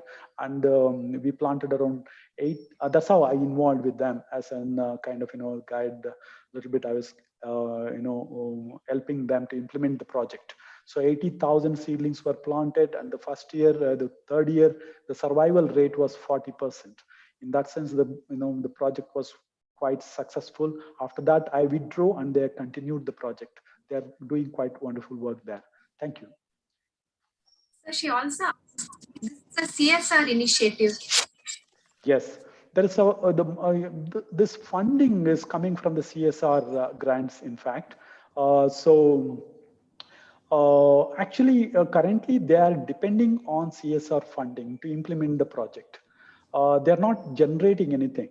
Slowly, what they are thinking is, today morning I had a discussion with them, Anand, and they are thinking about the ecotourism and all those things, and they also started working on lantana and adding value to the lantana through crafts and things like that. and that would generate some income. And also the ecotourism outside the Tiger National Park, it is very much possible. And there are a lot of tourists and all those things. You can tap those resources and generate sustainable income to restore this landscape. That's what they are thinking right now, Deepti. Thank you. VC sir has joined, sir. Welcome, VC sir, again. Sir, there's one more question, sir. How can we manage honeybees in Bangalore city? The Bangalore city, actually, what I was thinking, I followed some honey harvesters. Basically, what's happening is the bees are, unfortunately, they are coming to Bangalore. It's not a really safe place for them because, they make a hive on the big, huge, tall buildings, and some of them are scared of bee colonies. And some of them are very sensitive to the bees, and they try to protect. I'm not saying all of them spray insecticide and pesticide and they kill the bee hives. And each bee colony will have around 50 to 60,000 bees, and it will have a single queen.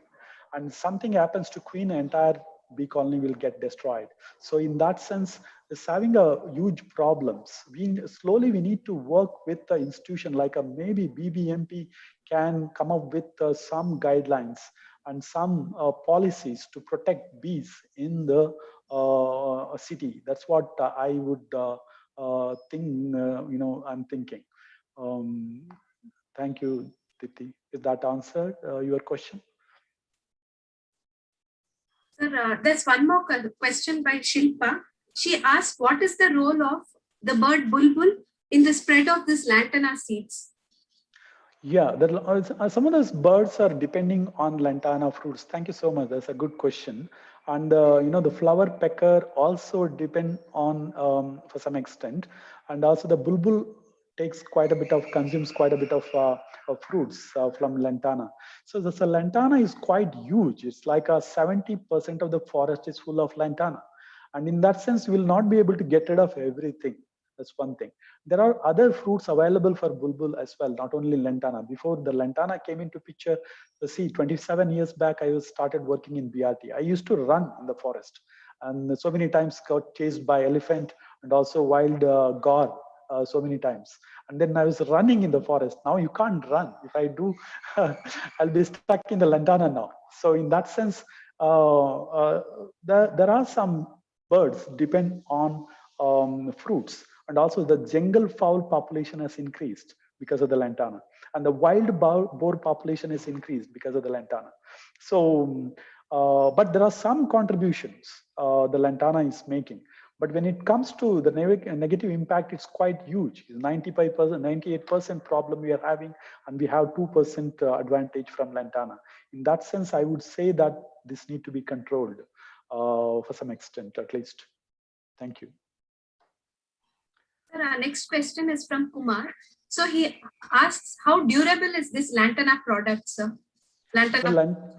Thank you, Deepti. That's a good question. The lantana is itself has an insecticidal and pesticidal property. Actually, we collected some sample. We gave it to the Pune Research Institute lab, and we got tested. It has insecticidal property, pesticidal property, and also people can use it for a mosquito repellent. And there are a lot of advantages. We have a lot of research on that. So in that sense, that it doesn't encourage insects to come and spoil this thing. There's a durability is quite high. The lantana belongs to Urbanaceae family, like a teak family. It has durability. Actually, I have chair and table in my house, been using from past 15 years. It's quite sturdy, in fact. And we have office made out of lantana in A3. If you come and visit A3 office, you would see the office made out of lantana. It's quite amazing, material. And even we tested the particle board. We made particle board out of lantana, and chair and table. The particle board are very, very strong, quite heavy actually, because it has the teak property, belongs to the teak family. Thank you. Kumar has another question. How harmful is this lantana to the landscape, sir, to the forest landscape? It's a huge problem, Deepti. Actually, the regeneration is getting impacted a lot. So that, our research clearly indicated that. So the gooseberry population is, decreased quite significantly, and the population is not showing inward J-shaped curve because of the lantana. And the regeneration of native species is poor, very poor, and declined 50% of the species are missing under lantana. So in that sense, it's as a huge negative impact on native biodiversity, I would say. So Ashok Kumar has a comment. So he says that making products out of lantana is a good initiative. It encourages the local people, like they are making profit, it's a good one. But then it will not encourage the local people to allow lantana to grow further. They will start uprooting it at the seedling stage itself, is what is his comment. That's also a good question. Basically, the artisans, they actually go and collect particular size of stem and the length. And they don't go and uproot everything, because that uprooting will all takes a lot of time. If they are uprooting, I'm not worried actually, because the population is so huge. So they collect certain size and the length of the stick to make furnitures. In that sense, they are not killing anything. So in that sense, and also we have plenty of lantana in the forest, and shouldn't be a problem. And what we are thinking is, sustainable income for the local people. How do you do that? That's say, for example, you have a lantana and people are harvesting lantana and then making livelihood out of lantana. What happens after that? Our idea is that after removing the lantana, basically you restore those areas, because there are no native species, the population has declined, there is no grass. That's what Parmesha we have found out. And this grass population has declined quite significantly. You try to restore lantana removed areas with native species and the grass. Okay, and then you involve community in doing restoration. You generate income for them, and also monitor those interventions and try to create a livelihood opportunity for them. It's like that. So, and also it's a dynamic process in the forest landscape. You can't depend on one resource all the time for the income. That's also there. Say, for example, earlier we only found out that 60 to 70% dependency was there for our non-timber forest products, and it was reduced to 50%. Now it has further reduced to 40%, and there are other opportunities for them. It's like that. So you have to maybe explore one after the other or something like that, and even creating, these are all the tiger reserves and wildlife sanctuaries. I would request you implement the Forest Right Act, you create livelihood opportunities under that. There are a lot of scope for it.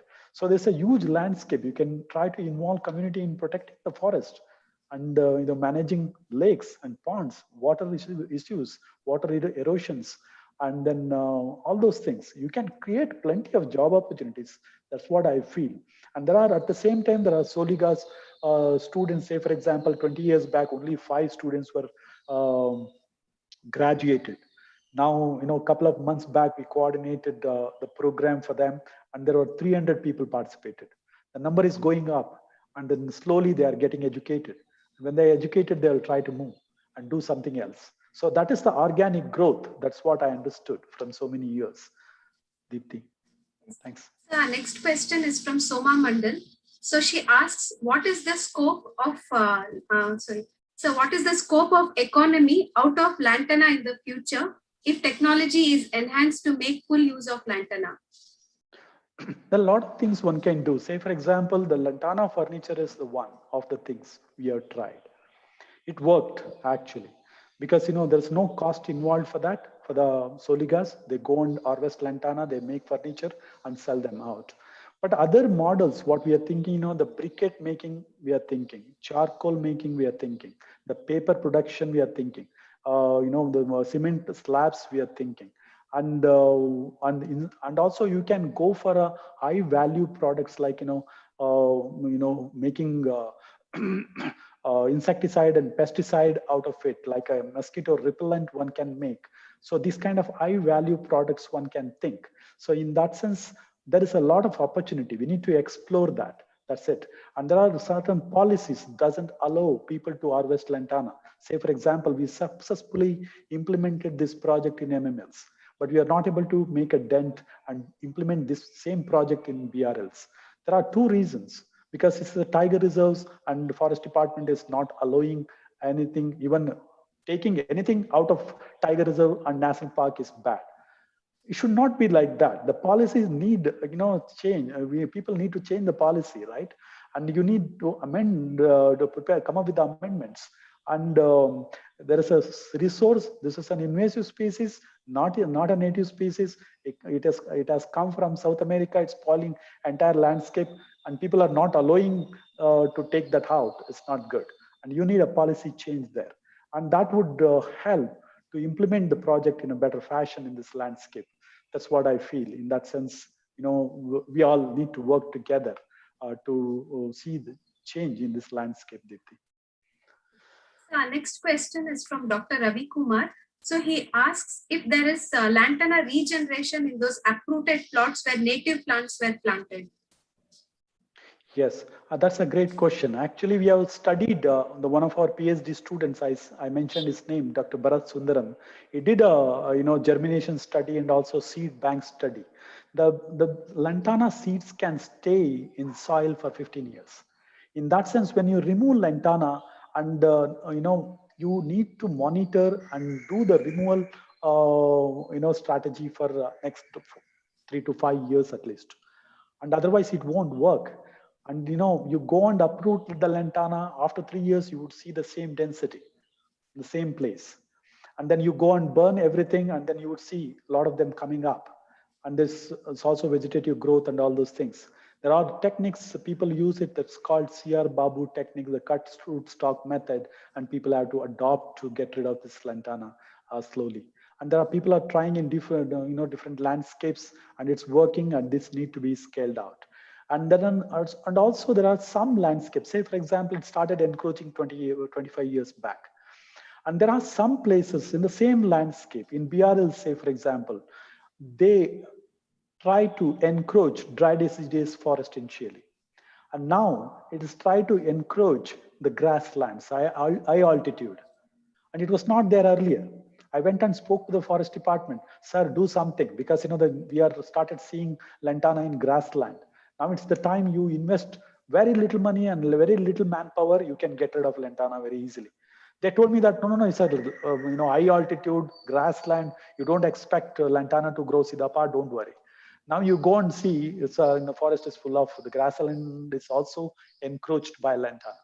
These are the mistakes we do, actually. When you have a small problem, you have to try to get rid of it. It's like a coronavirus. If a lot of people get infected, the number goes up very fast. So you have to tackle it when it's very small. And that's a strategy we should be thinking. And we have to be very quick and fast and implement this project very quickly.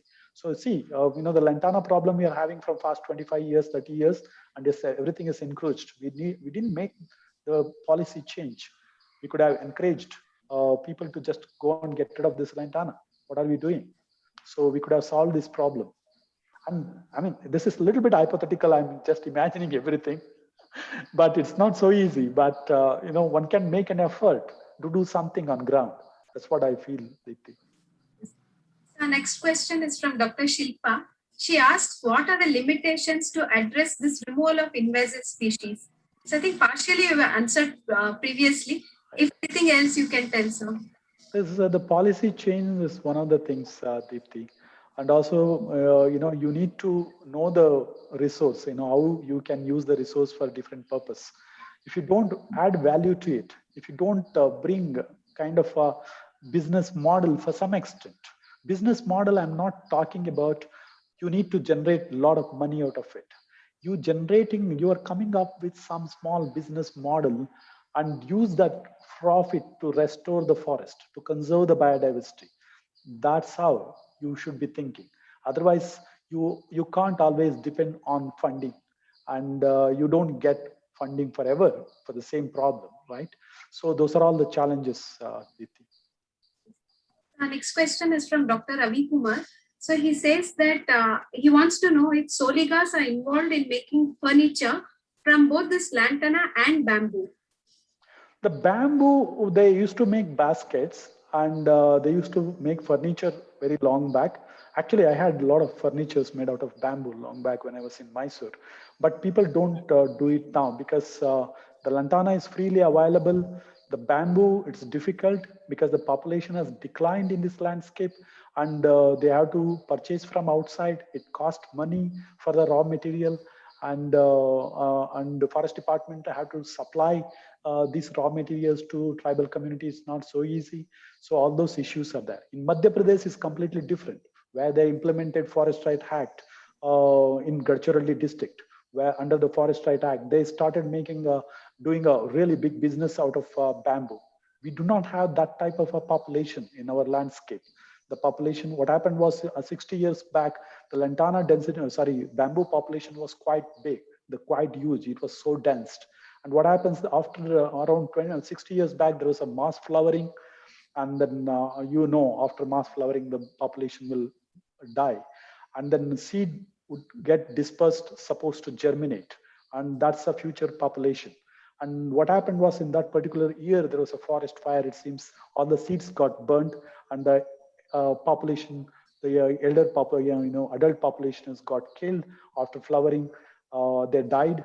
And then younger population was not able to make it because of the forest fire. These are the challenges. And also our wildlife. These are all tiger reserves and national parks and wildlife sanctuaries. You have herbivores and all, elephant population.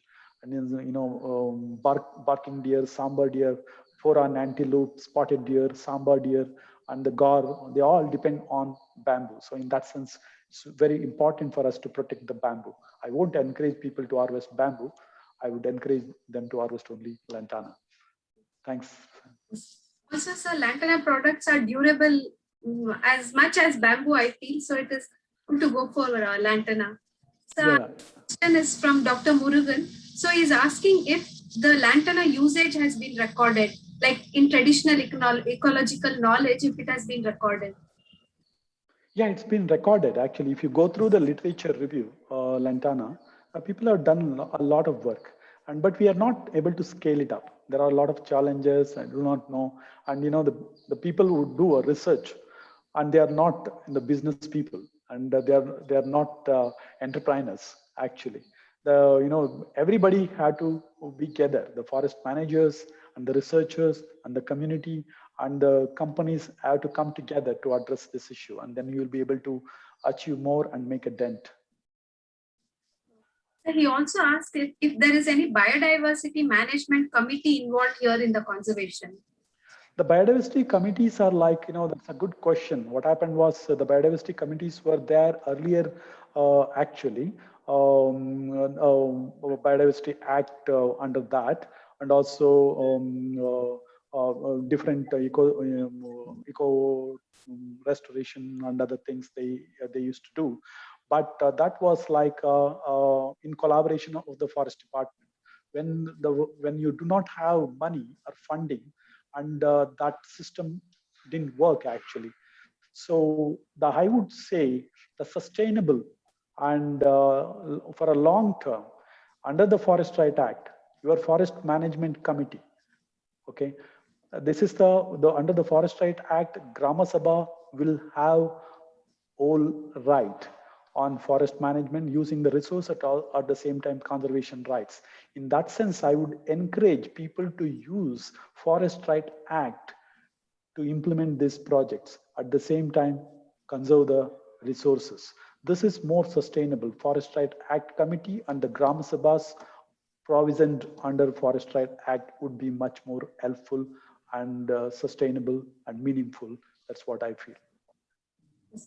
So he also asks if you received any support from the National Biodiversity Authority or the Karnataka Biodiversity Board. So we are working very closely, not not much support. I think initially we had some funding from them around 15 years back. I think Professor Uma Shankar and Ramesh Kannan. I don't remember, but and also recently we are kind of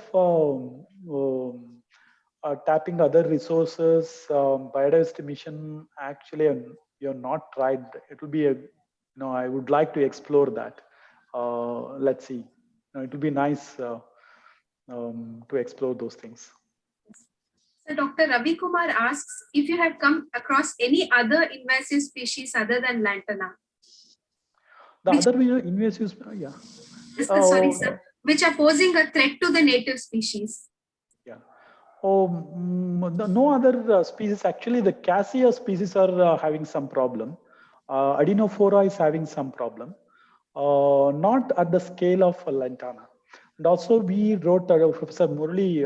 He was giving a keynote at this one chief guest. I was working with him, and we have a paper in Current Science on lantana as well as Epatorium, Chromolina colorata. Actually, the Epatorium has a deleterious effect on population compared to lantana in this landscape, especially in scrub forest. But the density is not so huge. In that sense, that in terms of density, in terms of scale, and the issues we are having is like huge when you speak about lantana. The other resources is quite less. That's what we experienced. There are in outside forest, in the fringe of the forest, there are Epatorium as well after removing the lantana. What we also experienced is that when you go and remove lantana with the community participation and the people, and that won't encourage other invasive species to grow. And we also, the forest department tried using big machineries to uproot and clear lantana with bulldozers and machines. Those areas I have surveyed, and we found out that there the Epatorium population is quite huge, and it is full of Epatorium after using the machine. So I would encourage, if they want to get rid of lantana, they have to, go through the community, local people, and the institutions, not with the machines, because these are the biodiversity hotspot. If you start doing that, you would encourage and invite other invasive species to come and then create problem in this landscape. Our next question is by Dr. Kumar. This is an interesting question, sir. Since lantana has a huge commercial value, do you encourage the cultural growth of this plant, like man-made cultivation? Yeah, very interesting question. Thank you very much. Maybe not right now. Maybe 30 or 40 years from now, you can think about it. Now we have a lot of lantana in the forest. Try to get rid of that fast. Of course, you can try and bring some different kind of cultivated variety we have. Right in lantana, if you go to the airport and either side of the airport, you have fancy lantana plants growing. Those are all cultivated variety. And somebody called me from Tamil Nadu. Sir, you are working on lantana. The lantana plant, I went to nursery, and people asked me to pay 160 rupees for seedling. Then I was amazed, and then found out that's a cultivated variety. So you can think about, try to invest some, money and energy effort on bringing that type of species, but make sure that won't produce fruits, right? Stays with your, as your garden plant. So otherwise you'll have a problem. So our next question is from Dr. Murugan. He asks, according to the Biodiversity, so the Biodiversity Act is based on the CBD. So it is said Biodiversity Acts overall, overall it will empower the conservation of other acts. So what is your take on this? I hope I'm clear what he's asking. Yeah, the Biodiversity Act, those are all, and the Wildlife Protection Act, Forest Conservation Act, Biodiversity Acts are all very important.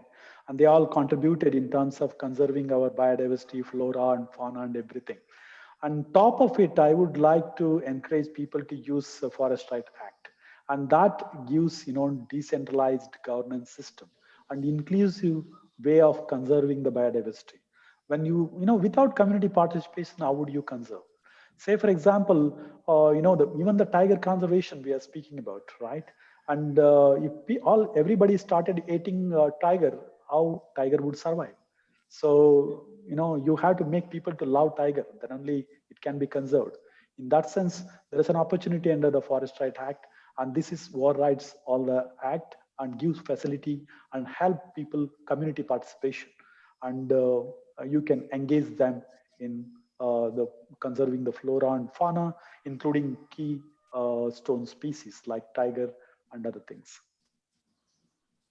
Next question is from Dr. Sunita. I think it will raise the debate of what is a weed or not, because she asks, is lantana a weed? So, of course, when you have the cancer in your body, that can be considered as like is something, the organ is growing up abnormal and uncontrollable cell division, that considered as cancer, right? So it's like that. So when you have this particular species, no native species created so much damage. We lost 50% of the regeneration in BRT Tiger Reserve. 70% of the forest dry deciduous is full of lantana. So we do not have regeneration there. It's causing an incredible amount of damage to the forest that can be considered as weed. All other native species doesn't create that amount of level of damage to the biodiversity. That is what I feel. And also this species is not native to India. This is from South America. So in that sense, it has a huge impact on biodiversity. And no other native species had a level of impact like this species. That's what I feel, Deepthi. The next question is from... Vice Chancellor may be having some questions. Yes, sir. Yes, sir. So I request you to speak, say something about... Some suggest that we need to love. Yeah. So thank you for your presence here, sir. Siddhappa Shetty, sir, that I was listening to your lantana and its importance, right from commercial to its destruction of forest to commercialization of lantana 40, 50 years later. And it has been really very interesting. So I just Googled around and saw what is lantana. And then it is a very interesting thing that it is eroding forest, and therefore you have to take steps immediately to, contain this lantana. On the other hand, in the cities, you require lantanas as showpieces. So thank you very much for your enlightened lecture. Thank you so much, sir. Thank you so much, sir. My pleasure, sir. Thank you so much for inviting me. Thank you, VC, sir. So I've been seeing your video, you're moving in the car and then you came to your office and all. Thank you so much for being a part of our department's program, sir. Thank you. I was in other programs. I traveled all the land. I was inaugurating. I gave you an inaugural delivery of an inaugural talk, and therefore I went to the other program, UNDP, and then came back, and I come to the office now. Excellent, sir. Stay back for another 15 minutes, sir. Stay back another 15 minutes, sir. Yeah, sure. So just another few more questions, sir. So Shilpa asks if lantana grown in the forest is available for the public to purchase it. Yeah. It's the furnitures are already available. Definitely. So not the sorry, sir, not to interrupt. Not the furniture, sir. The raw material. Raw material, yes. There are some people requested us raw material. We supplied. It is possible, but the thing is, what happens when people go and harvest raw material, when they make furnitures, they make more money. When they sell raw materials to others, they won't make so much. So in that sense, this importance is like, they would give second importance to that, the priority to that. The first priority to harvest and make furnitures and add value to it and earn more money. And the second priority is that they can sell that as a raw material. It's possible.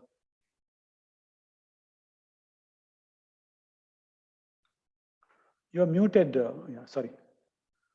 We can't hear you, Deepthi. Okay, sorry, sir. So is there any biocontrol method of controlling or removing lantana from the forest ecosystem? No, the bio controllers, nobody used actually. The agriculture university was trying to do some experiment, and they kind of, they were doing some study on white insects, something like that. I don't remember. And also these are all biodiversity hotspot. It's very difficult and dangerous to introduce biocontrol agents or anything like that. You will not know what kind of damage it will have on our biodiversity, pristine biodiversity in that sense. And also the chemical people tried in Australia and other countries, and we can't use those technique to or strategy to get rid of lantana in our landscape. It's very scary, Dipti. Even using machinery is also very dangerous in this ecosystem, because we have a wonderful microflora and fauna. So in that sense, we have to protect them carefully. In the name of removing lantana, we can't spoil the forest and the biodiversity that we have. So in that sense, it's very, very important to think very carefully, Dipti. Yes, sir. So there are 1 or 2 questions in the chat box, sir. Yeah, final, yeah. Yes, sir. So what is your thought on carbon sequestration level of lantana? Carbon sequestration level is quite high, in fact, actually. We did some study with the lantana forest versus coffee plantation as well.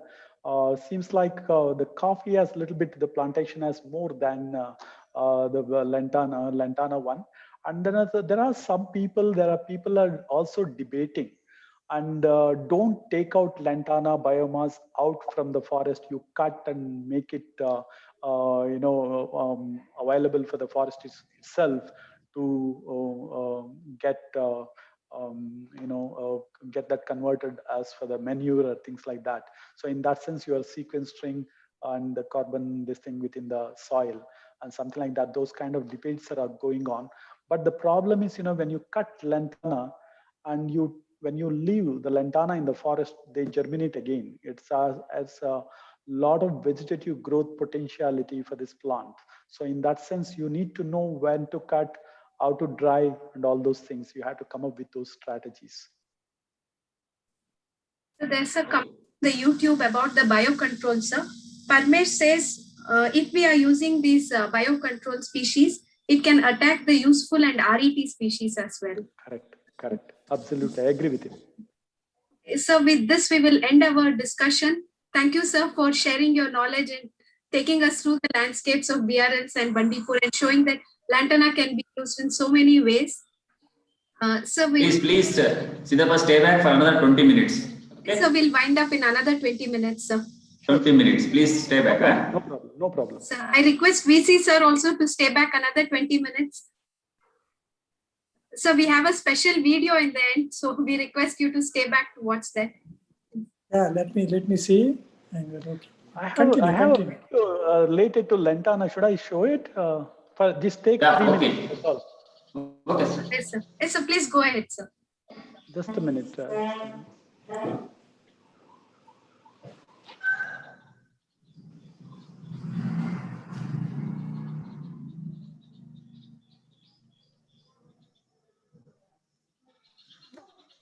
Unmute, sir.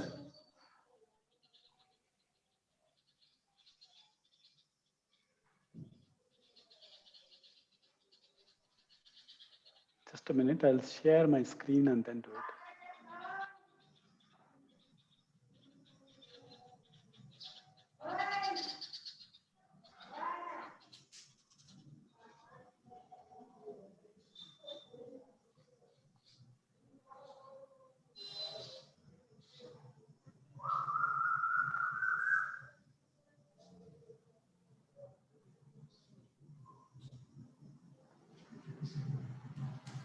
Dipti, can you see? Yeah. Yes, sir, we can see it, sir. Okay, you can also hear, right? Sir, not yet, sir. Please play it, sir.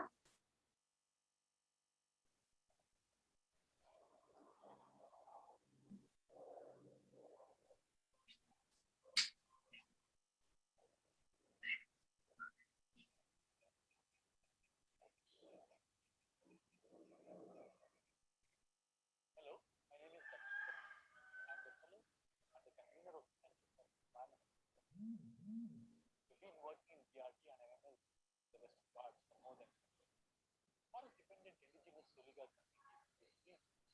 How historically the non-migratory forest the build eviction as forest by declared by forest. We're able to secure community access to forest resources under the landmark Forest Act, one of the few in the country to successfully. But there was another bigger threat, an invasion. The percentage of lantana vegetation was 4%. It was 33% years back. Currently, the lantana began to take over the forest, reducing forest resources.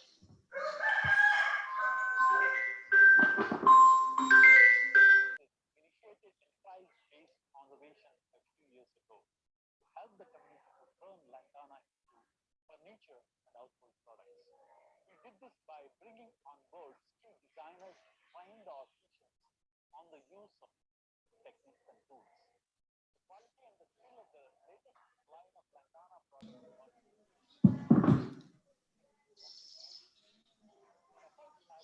generated considerable amount of carbon. The lantana craft work thousand per kilo that has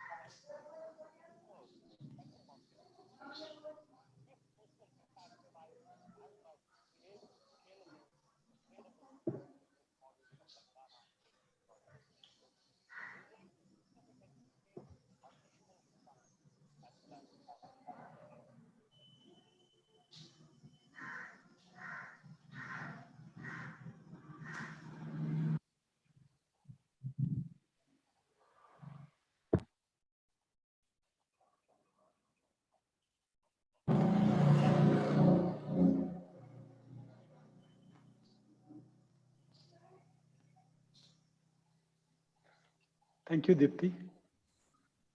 Thank you, sir, for this interesting video.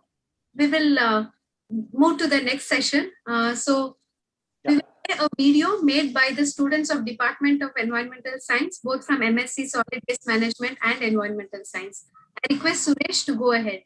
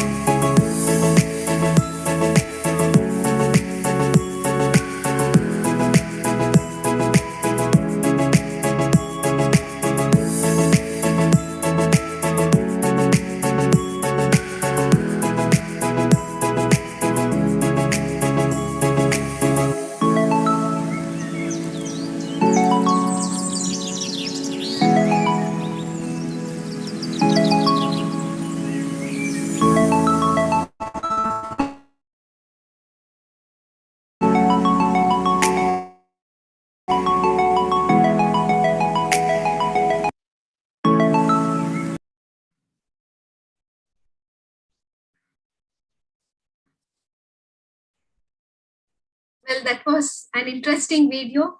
Our students have begun greening and restoring in their backyard. It's time for all of us to do the same. Thank you, students, for this wonderful video, and special thanks to Ms. Akanksha for putting all of this together. I now request Dr. Nandini, Professor, Department of Environmental Science, Bangalore University, to give a few words on today's theme on eco restoration. Good afternoon to all of you. Ma'am, just a minute, ma'am. I missed out. I request Deepti to introduce you, ma'am. Okay. I'm sorry, ma'am. I just missed out with the video. I think all of them know me. Yes, ma'am. Yeah, but we have people from outside as well, ma'am. Yeah. Over to you, Deepti. Yes, ma'am. Yes, ma'am. Nandini N is a professor at the Department of Environmental Science, Bangalore University, Bangalore. She's having 33 years of teaching and research experience. She has guided more than 20 PhD scholars and 6 MPhil scholars. She has implemented and supervised 12 projects funded by various funding agencies, published more than 100 research papers and 8 books related to environment. Madam has served as a member in the expert appraisal agency in the Ministry of Environment, Forest and Climate Change, Government of India. Madam is also serving as a member of Biodiversity Management Committee constituted by BBMP. Over to you, ma'am. Okay, thank you, Deepti. Good afternoon once again to all of you. Professor Venugopal sir, our Honorable Vice Chancellor. I actually missed Dr. K.S. Murali, Director, Swaminathan Foundation's lecture, as I was held up in another program. And Dr. Siddhappa Setty sir, I heard your lecture, and very vast knowledge and that you have given to our students about biodiversity. And it's really wonderful that you have spoken about the community participation and training the community in conserving their indigenous knowledge, especially the Soligas and other tribal communities, and about the Lantana, of course. Yeah, so coming to the department, the chairman of the department, the faculty of the department, researchers, and my dear students, and ladies and gentlemen who are here. I have been given only 5 minutes, so I'll just have to say a few things about the ecosystem conservation. So what you heard, the ecosystem conservation in forests and other the wild in the earlier talks, but I just want to highlight a few things about ecosystem, that is the life that is surrounding us. You know, life means mainly the biodiversity and the ecosystems that are there in an urban land like Bangalore. See, Bangalore, we had more than 35 forest spaces, but now we are, I think, with 11,000 acre of forest cover has been reduced because of the encroachment and because of the most of the anthropogenic activities, because of the development, population, and urban sprawling. And therefore, we are working from the department on the urban issues like the climate change, the regional warming, and the green spaces that are there in Bangalore, identifying these green spaces and encouraging the institutions, including the industries, to grow the 33% of the total area into a green belt, and how an institution can have a green belt or a green space and conserve it. And because this ecosystem, the concept of ecosystem goods and services is increasingly used to describe how a biodiversity and ecosystems are linked to human well-being. See, today, all of us have realized how the air quality has gone bad, and we are lacking in the good breathable air. So therefore, we need to concentrate, and it is my request, or I ask the students, researchers, and the experts who are here to kindly, do your research, your service, and in improving our country's economy and societal well-being and health of the people and environment, and work always towards achieving our sustainable goals by 2030, because we are left with only another 10 years, and I think we have to concentrate on our green spaces, the biodiversity particularly, because it is giving us the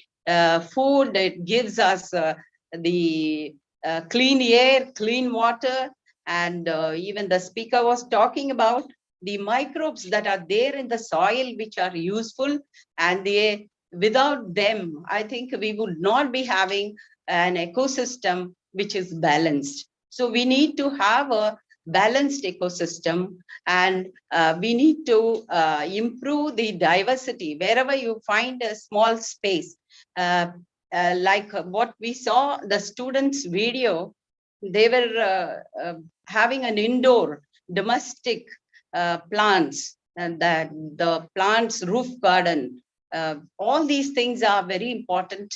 And in the last 200 years, we have, our country, we have lost around more than 50% of the forest disappeared, and more than 70% of the water bodies were polluted and drained out. And because of the vibrations and the developmental activities that are that are going on, and more than 40% of our mangroves are destroyed.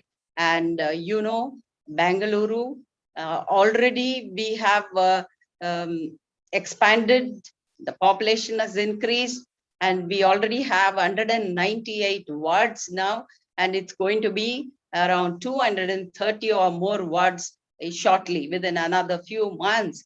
The expansion will again be more, and we are going to encourage into our the rural neighborhood and the green spaces there also. Therefore, I think these urban green spaces are the green lungs of our urban areas.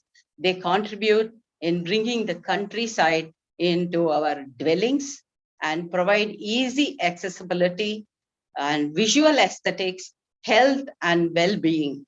So this biodiversity conservation will definitely give us good breathing spaces and a meeting space, because we are not having a meeting space right now, and all of us are under lockdown.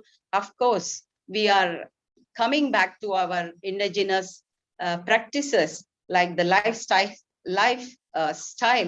the throwaway culture that we have adopted all these years, and we have caused a lot of impact on the environment and degraded the environment. So we have realized that, and the air quality as well as the water quality of the two major rivers that are running across our Bangalore, we have studied. The department has made some effort to see during lockdown and what is the quality of this. Water has definitely improved, and the quality of the air also improved. The greenhouse gases emissions have drastically come down. But I think we need to practice, change our lifestyle. And if we do not change, then we cannot achieve all these sustainable goals, at least by 2030.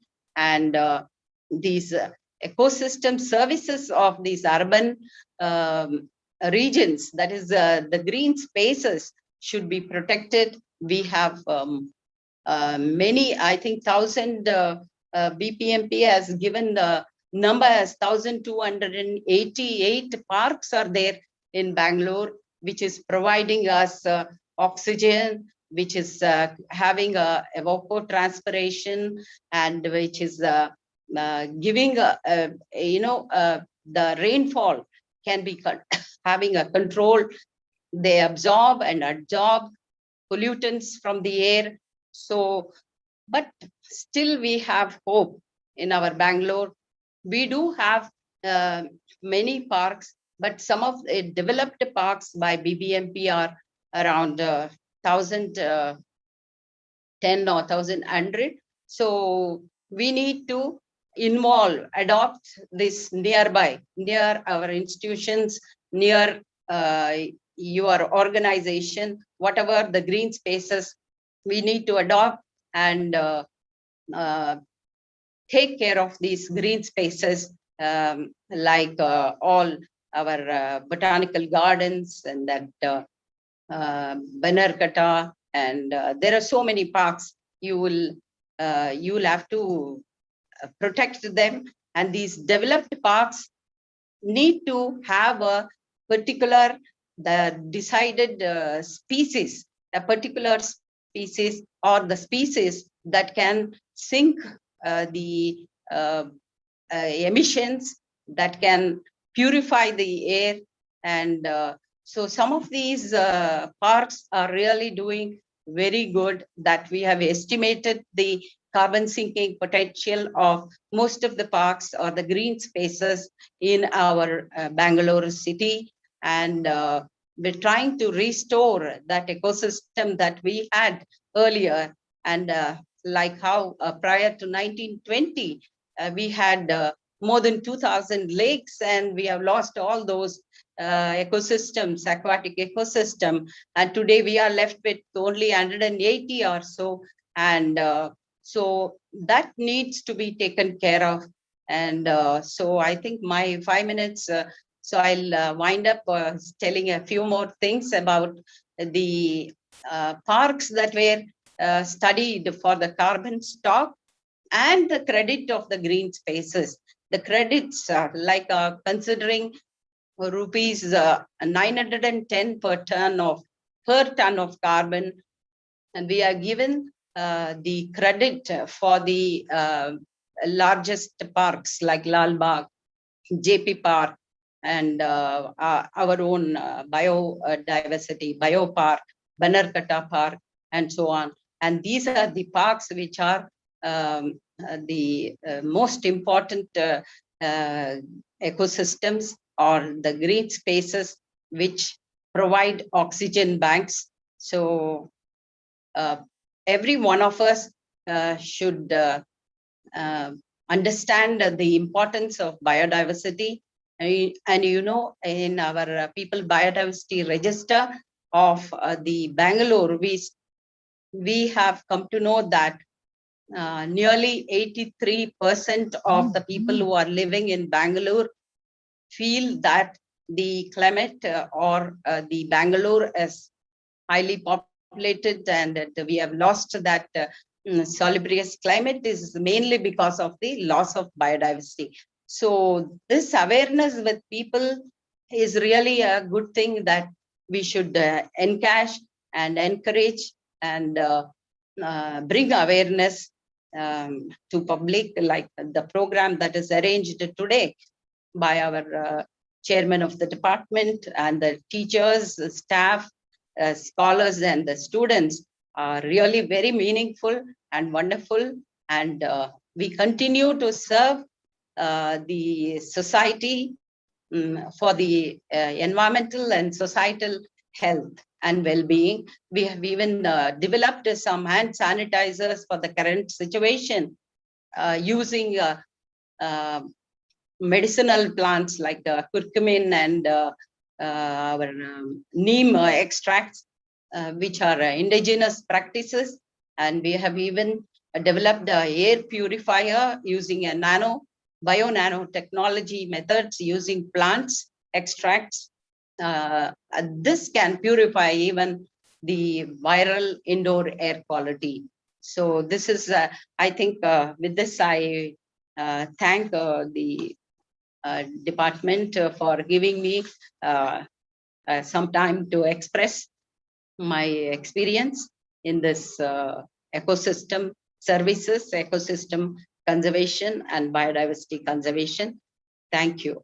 Thank you, Ananda. Thank you, ma'am. It's always a pleasure to listen to you. And thank you so much for sharing your knowledge with us. There's a small technical issue with Nagraj sir's. Yeah, he's in the village and he's not able to connect back. So, sorry, he's there. Yeah. Yeah. So before Nagraj sir can give the presidential remarks, I request Ms. Priyanka to introduce Dr. B.C. Nagraj, Chairman, Department of Environmental Science, Bangalore University. Over to you, Priyanka. Thank you, ma'am. Dr. B.C. Nagraj is Chairman of Department of Environmental Science, Bangalore University.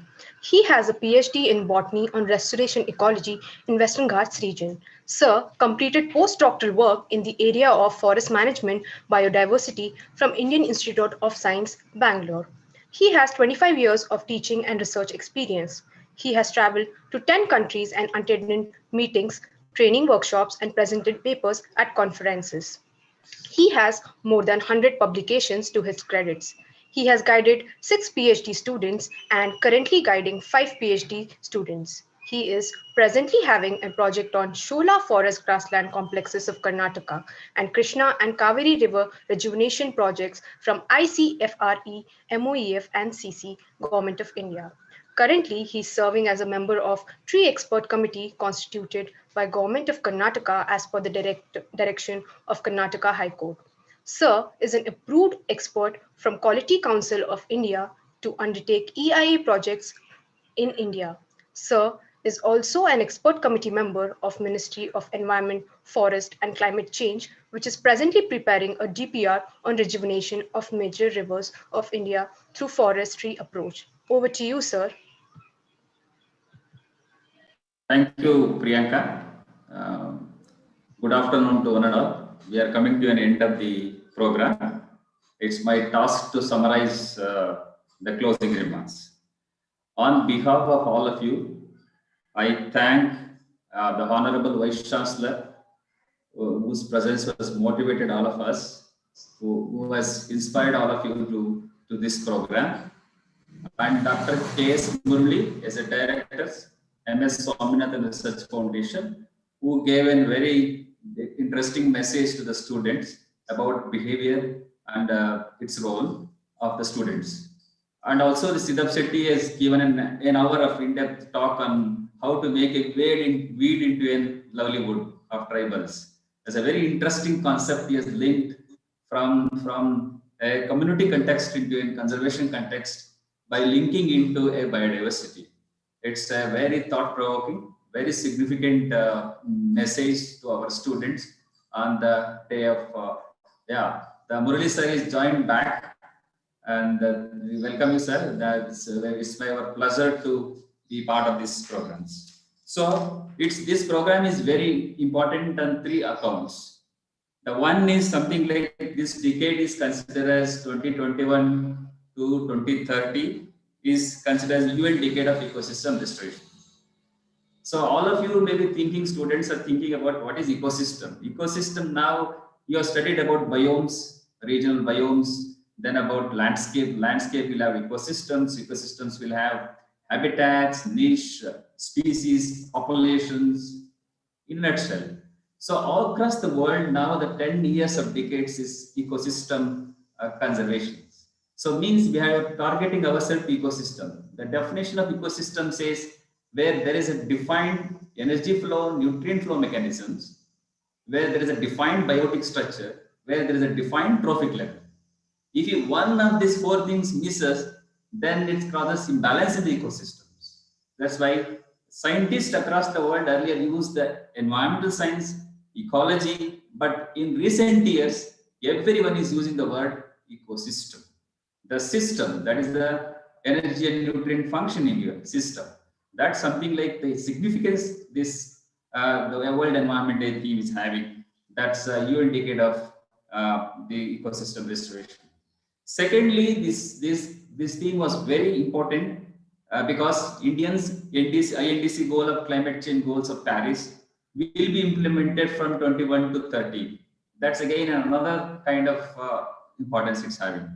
And also sustainable development goals were implemented from 2021 to 2030. So these 10 years, either climate change goals or sustainable development goals is revolving around ecosystem restoration, as emphasized by the Dr. K.S. Murali in the beginning. So whole lot like next 10 years, all the programs of environmental sciences are all kinds of the issues which circle around the ecosystem restoration. So firstly, I will summarize Vice Chancellor in the beginning. He has highlighted about challenges in restoration of ecosystem. So India initiatives on Ganga is emphasized. Also, he has highlighted about Chilika Lake restorations, mangrove restorations, with something like were the initiative of the Indian government. Then he went on explaining techniques for restoration. He highlighted about transplantation of trees, the restoration of all endangered species. Then he also touched upon issues like wildlife conservation, forest ecosystem restoration, and also highlighted about threats to the ecosystems. So then finally he has explained about the challenges of climate change and desertifications and degradations. So his initial thoughts was motivated all of us, and that students have understood the importance of ecosystems. I thank the Venugopal sir for his wonderful the initial remarks about the conference, today's program. Thank you. So secondly, Dr. Murali sir, as a very distinguished scientist, worked in an international organizations, having a lot of experience inside of busy schedules. He was with us. He has first stressed upon very important aspect of restoration, like role of students, like university teachers, faculty, students, their behavior, attitude towards environment. That's something like the message he has highlighted. He explained about the UNICEF, the decade of environment, and he has highlighted that $8 trillion to be they spend to bring back the nature again. That's the message. Like, you just imagine about how much money you have to put back into the ecosystems, into the nature, to see that original environment. Then he was telling about $136 billion from India, like that much money has to be spent to restore the ecosystems. So he also went on illustrating critical ecosystems, what we say about keystone ecosystems. He highlighted about mangrove ecosystems, typical untouched rainforest ecosystems, and also the other kind of key riparian ecosystems, where something like is very important in this point of time. He also emphasized the association with him. We are involved in the joint forest management programs in an Indian all India basis. Community forest management, social forestry management, that is a very interesting part of ecology and community kind of issues. That's something like is stressed upon it. He also highlighted about Indian afforestation, that is a 60 million hectares afforestation has been done, but still lot to be done with the context of INDC goal to achieve about to sequester 2.5 to 3 billion tons of carbons in forest. That's something like there is a lot of scope in this context. He also stressed the role of university faculties about the research and students initiatives. He also was telling about the COVID mask disposal. That also will creating a new problem. Some of the small nations in Europe and America, they're already going for a no mask or something like that. But still in India, we are talking about third wave. he was highlighting about how to dispose those surgical masks and other kind of things. So these are the small things, but very interesting things. It's stressed upon the mindful of our behavior. So that's important. The environment should be remembered and nurtured on a daily basis, not on only 5th Environment Day, June 5th Environment Day. Then the third keynote speaker, Siddhappa Shetty, who has aptly spoken about community and conservations. He has started with a simple innovative concept of fire. How things have came, how the forest is degraded, how Lantana invaded, how this had an impact on the ecosystems. So the attempts of A-Tree from last 3 decades, along with Murali sir, as from the BR Hills, who has introduced Siddhappa long back, 3 decades back in the BCN project, which I still remember that those days when you shared. So that's something like the first paper when they published in Current Science about Lantana, lot of controversies came across the different platforms. But still, that message has been taken, strongly defended about, yes, there are benefits about lantana in regeneration. There are benefits about soil improvement. There are benefits about tribal livelihood. So that has been illustrated by Siddhappa. Yes, there are a lot of critics, but yes, that was a very interesting topic which has been touched upon. Made into a useful resource. I have seen many papers on Prosopis julifera in Delhi and so many areas. They are also saying that it helps in regeneration of a lot of native species. Lot of people now that they thought like they changed the perspective of looking at the species. So that's something has been started by Murali and Siddhappa sir way back 2 decades back, 2.5 decades back. So now we're talking about like weed into our own resources. Then Siddhappa spoke about elephant craft making and export and tribal livelihood hardening. Then scope for scaling up. Any experiment you take in India is a watershed model, forest distribution model, community livelihood model. Scaling up is a big problem in India. This is something like Siddhappa has spoken about it and highlighted policy initiative is very important. So land society issues, all these kind of issues which he has highlighted. Very interesting thing. So Lokkere Reserve Forest Restoration. How in 10 years the barren landscape becomes a good landscape of vegetation. It was practically shown how the landscape changes over a decade. That's very interesting, mind-boggling kind of experiment which you have done. A committed field biologist who has spent 10 years and with such passion and commitment. So, and then he touched upon species level issues. That's about Amblycta officinalis, then about the dupa, then about also honey.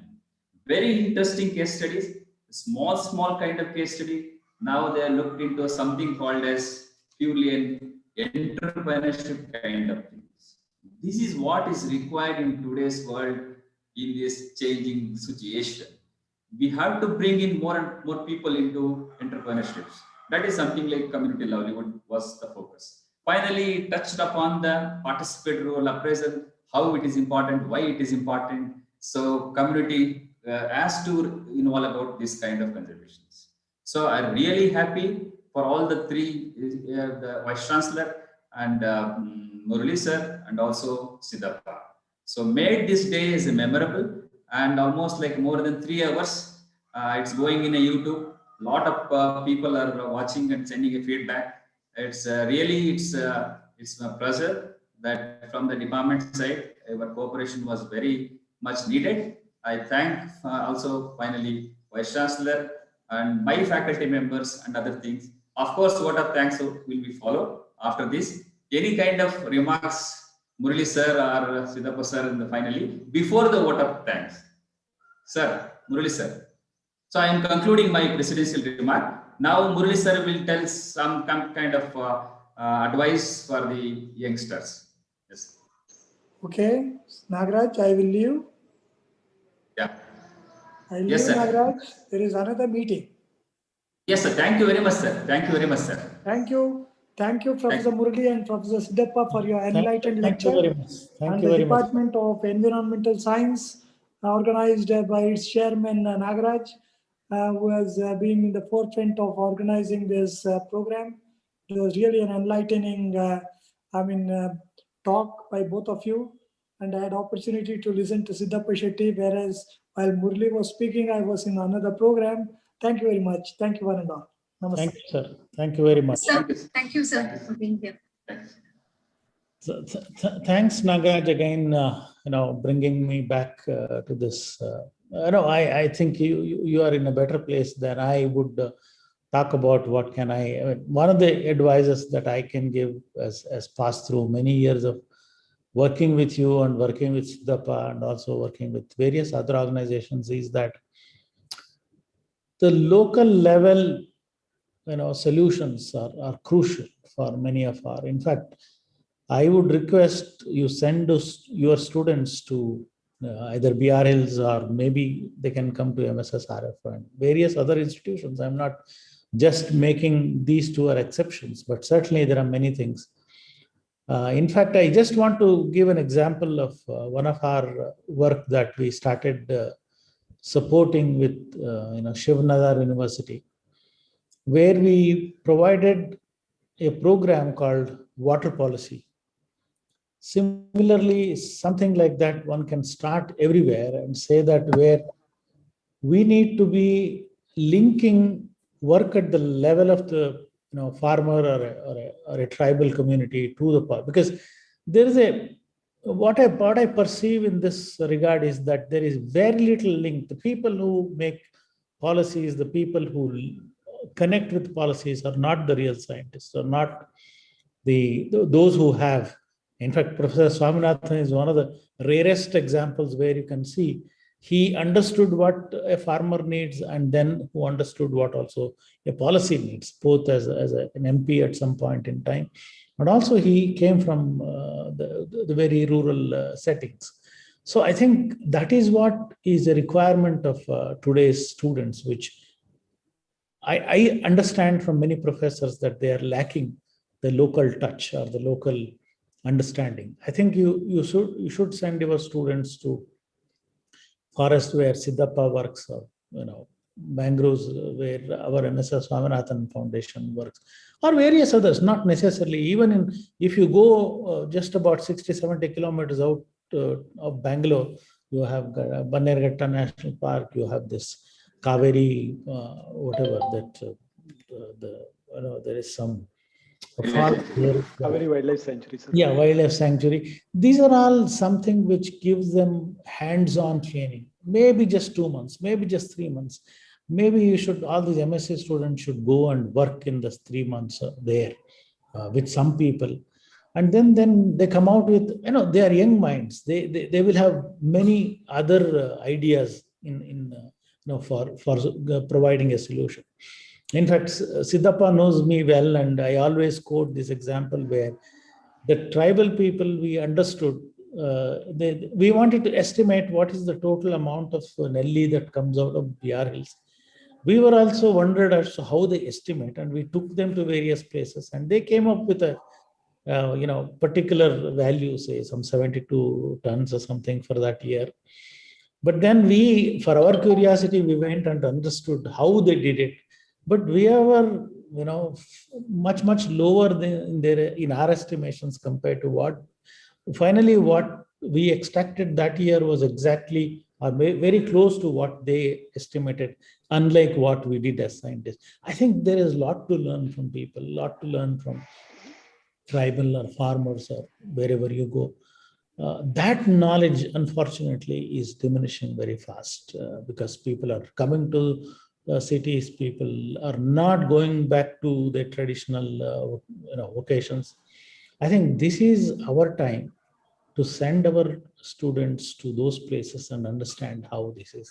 I think this is where you can find a better solution for restoration than sitting in, I don't know, as executive director here, what I do, but, similarly, as a professor, you have other things to do, and Siddhappa has other things to do. But if you let people know, in fact, I did lots of research work from while I was sitting idle, not while I was in the forest or in the. See, this is where I think we need to inculcate people. We have to make them understand. We have to make them talk to people. I think talking to people is the most critical job of a student. at that level. That is the only advice. I'm not suggesting on what they should do. I think that culture, if you inculcate, that is going to give you lots of dividends. And I think that's all my suggestion I have. Thank you. Thank you very much, sir. Siddhappa, want to say something at the end? No, Dr. Nagaraj, thank you so much for the wonderful opportunity. It's a very special day for me because, it was nice to see Dr. K.S. Murali sir, because he's my guru and the mentor and the supervisor from many years and the well-wisher. So it was wonderful. And thank you so much for inviting me, Nagaraj. It was so wonderful to interact with you all. That's all. And people should also keep an eye on the Campa fund, the 40,000 crores they have that need to be utilized properly across India to restore the forest and other places that need interventions and everything. We have a lot of, there's a lot of opportunity ahead to conserve our biodiversity with a participation of the younger generation and also with the local community and their incredible knowledge and their participation. That is where we need to focus on, and we have to emphasize how we should really plan how to use this Campa fund, 40,000 crores that we have. That is going to be an incredible amount of money to do restoration work and monitoring, to monitor those restoration work and do successful in that regard. Thanks, one and all. Thank you for the opportunity. Deepti, finally, vote of thanks. We'll move on to vote of thanks. Another thing. Yeah. Thank you, Nagaraj sir, Murali sir, and Siddhappa sir for this informative discussion. We have come to the end of today's program, and it is time to propose the vote of thanks. I request Mr. Suresh to introduce Dr. K.L. Prakash sir, Associate Professor, Department of Environmental Science, Bangalore University. Over to you, Suresh. Okay, ma'am. Thank you. Good afternoon, everyone. Dr. K.L. Prakash is an Associate Professor, Department of Environmental Science, Bangalore University. Sir has a PhD in Environmental Science and over 20 years of teaching and research experience. His interests lie in water quality assessment, water resource management, environmental impact assessment, and environmental modeling. Sir has undertaken many research projects funded by state and central government. He has more than 50 publications, including books to his credit. Sir has successfully guided 2 PhD students and currently guiding 6 PhD students. Over to you, sir. Thank you.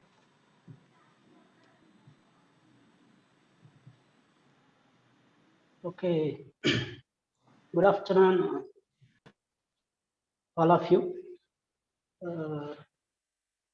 Professor, Honorable Vice Chancellor, Professor Venugopal sir, Dr. K.S. Murali, Director, Swaminathan Foundation, Dr. Siddhappa sir, Fellow and Scientist, A3, Bangalore, Professor Nandini Madam, Department of Environment Science, Chairman, Dr. Nagaraj, Department of Environment Science, all teaching faculty, research students, scientists and fellows from other departments of our university and other universities across the state as well as country. All alumni and non-teaching staff. It is my pleasure to give a vote of thanks, of course. It is a last but not least, as we have discussed till now in the program of World Environment Day celebration. They have rightly selected the theme of World Environment Day 2021, that is ecosystem restoration, which has to be addressed. They have selected rightly because most of our ecosystems are destroyed, denatured. They have almost vulnerable in condition, and they have deprived the qualities. They have changed the structure. So in this direction, so we have to reimagine, recreate, restructure, and restore our ecosystems, starting from micro ecosystem to macro ecosystem. Say there are so many micro ecosystems like pond ecosystem you have not seen at the trophical levels, trophical regions, and even temperate regions. So we have to give more importance to restore these ecosystems. It may be a riverine ecosystem, lake ecosystem, or a forest ecosystem or mountain ecosystem. Because only with the healthy ecosystem we can enhance people's livelihood, we can counteract climate change, and we can stop the biodiversity collapse. With this direction, today we have this Environment Day celebration. Today we have with us a chief guest, Professor Venugopal sir, Honorable Vice Chancellor. He has inaugurated, in his inaugurated address, he has enlightened about the importance and conservation of the environment and nature, and also he has updated all the contributions in an individual level to protect our various ecosystems and natural environment. And also he has highlighted the strategies and various environmental problems. So where we have to do individual level, and this message definitely will reach all of us, different levels of community, research communities, student communities, and so on. So we have graceful in his presence because of his simplicity, dedication, and honesty, and active participation, and also his message. So definitely it's a successful function. With this, on behalf of the Department of Environment Science and personal behalf, I thank you, sir. Thank you very much for your great blessings and your great talk. Thank you very much. And secondly, our chief guest, Dr. K.S. Murali, Director, Swaminathan Foundation, Chennai, is a eminent scientist, and he has shared the research experiences on climate change and climate adaptations, and the various research programs he has taken, undergone, and completed in South Asian region. And also he has wonderfully explained the requirement for the conservation of our forest ecosystems, the cost requirement. So if you look at the figures, so it's very difficult to get back that much of cost. So even with the Indian condition, has highlighted about $150 billion per year to restore our ecosystems. And also yes, highlighted some important areas of ecosystems, that is particularly he says critical systems. That is the importance of mangroves and evergreen forest, which need to be restored. And also we have to think about how we can mitigate the climate change and the climate issues. So where he has suggested we have to give more provision to the young minds, the young scientists, where they can innovate the ideas and solution for this kind of global problems. And he has also highlighted so how we can use the various contents for the mitigation of this corona, eco-friendly products. So very impressive talk, and right experiences you have shared with our research community. Definitely it is useful, and it will reaches the theme of this year, the World Environment Day. So on behalf of Environment Science Department, Bangalore University, and personal behalf, I thank you. Thank you very much, sir, Dr. Murali, sir. Thank you very much. Thirdly, the next speaker, the great scientist, Dr. Siddhappa Shetty, scientist and fellow from ITRI, Bangalore, So he has given a wonderful talk on community and conservation issues with respect to ecosystem restoration. He has given and emphasized more on the local knowledge, the traditional knowledge in the form of forest community, particularly the Soligas. So how we can utilize this traditional knowledge in protection and conservation of the forest in Western Ghats, particularly DRT and other areas. So he's also shared his the research activities, how we can utilize this landscape, the local landscape. So where we need to consider the importance of landscape in conservation of the forest and biodiversity. So in this one of his slide, he has mentioned, really it is wonderful.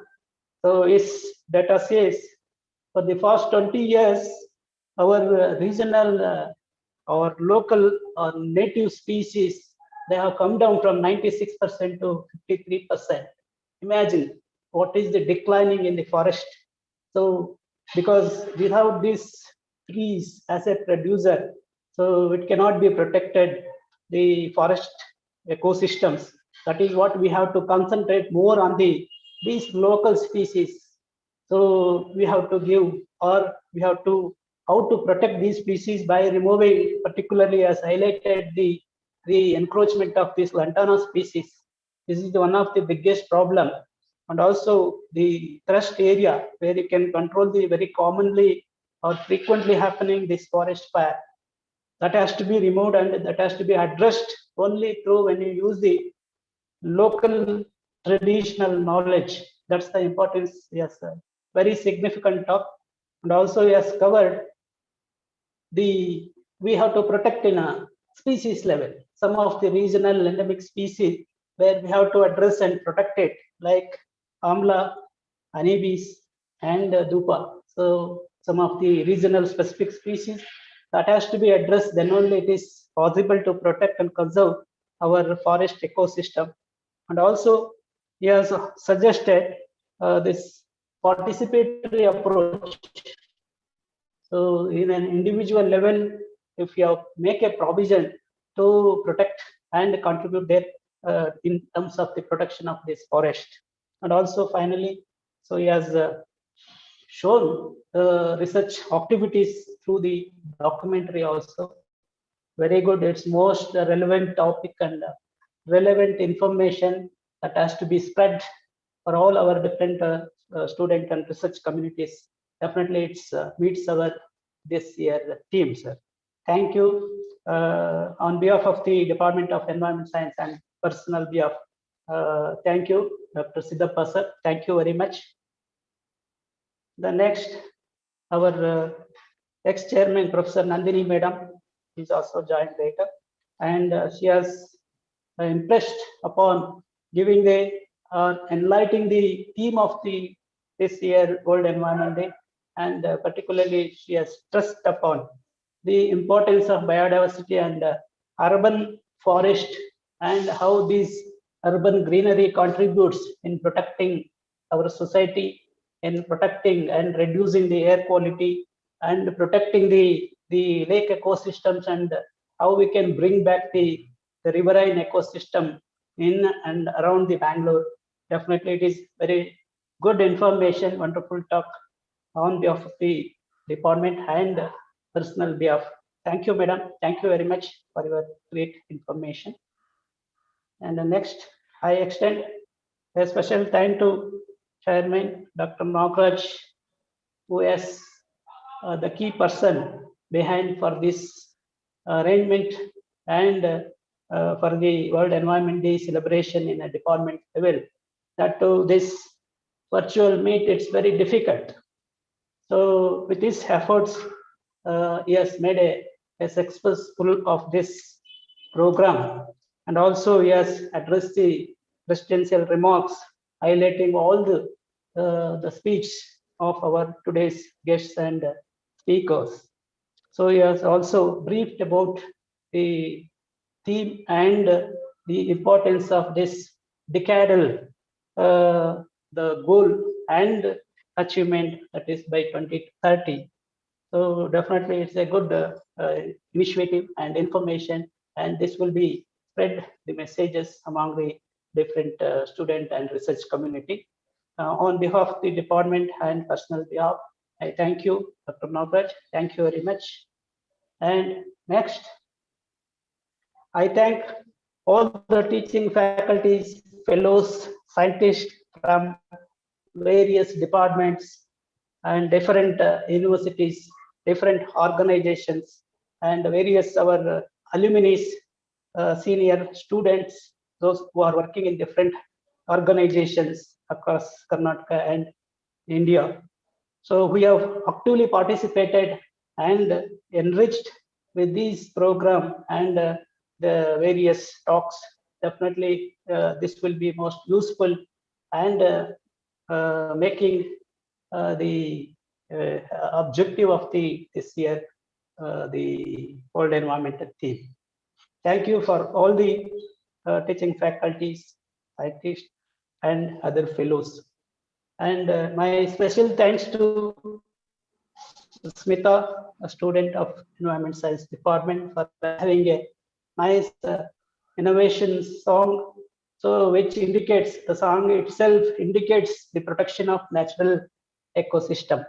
So very good innovating song. Thank you very much, Smita. And I extend special thanks to Mrudula for having an elegant welcome address for this gathering. Thank you, Mrudula. And also I extend Dr. Deepthi for having a comparing in this program. So otherwise it would not be incomplete. So thank you, Deepthi. And also I extend Mr. Kumar Swami for having without having any technical issues, the program has successful. This I thank. And also I thank all the teaching faculty of the department and research scholars and non-teaching staff for having successful program. So thank you very much. And also I extend a thanks for the EVS and solid waste management students. So preparing a very good documentary video which shows the actively participating in protecting our nature by planting the trees and protecting our environment. Thank you very much. And directly and indirectly, all the fellows which are actively participated in this virtual program, thank you one and all. Thank you very much. Thank you for giving me opportunity to give a vote of thanks. Thank you one and all. Thank you, sir. With this, we conclude the World Environment Day event. Before that, there's an announcement. There's a Google form link in the chat box. Please fill up that form to receive your e-certificates. Yeah. Thank you all for joining us and making this event a success. Stay home, stay and stay healthy. Thank you. Thank you. May I have a suggestion? Just if you have recorded the entire show, you can share the link. Yes, sir. Yeah. Thank you. And my personal request is that student who recited the invocation, I think it was quite interesting, and I just wanted to know if that can be shared either by handwritten text or whatever, because this is very good. I like it very well. Yeah. Okay. Yes, sir, we'll share it, sir. Thank you, sir. Thank you so much. Thank you so much. Thank you. Thank you all. Thank you, one and all. Stay safe. All the best. Thank you all.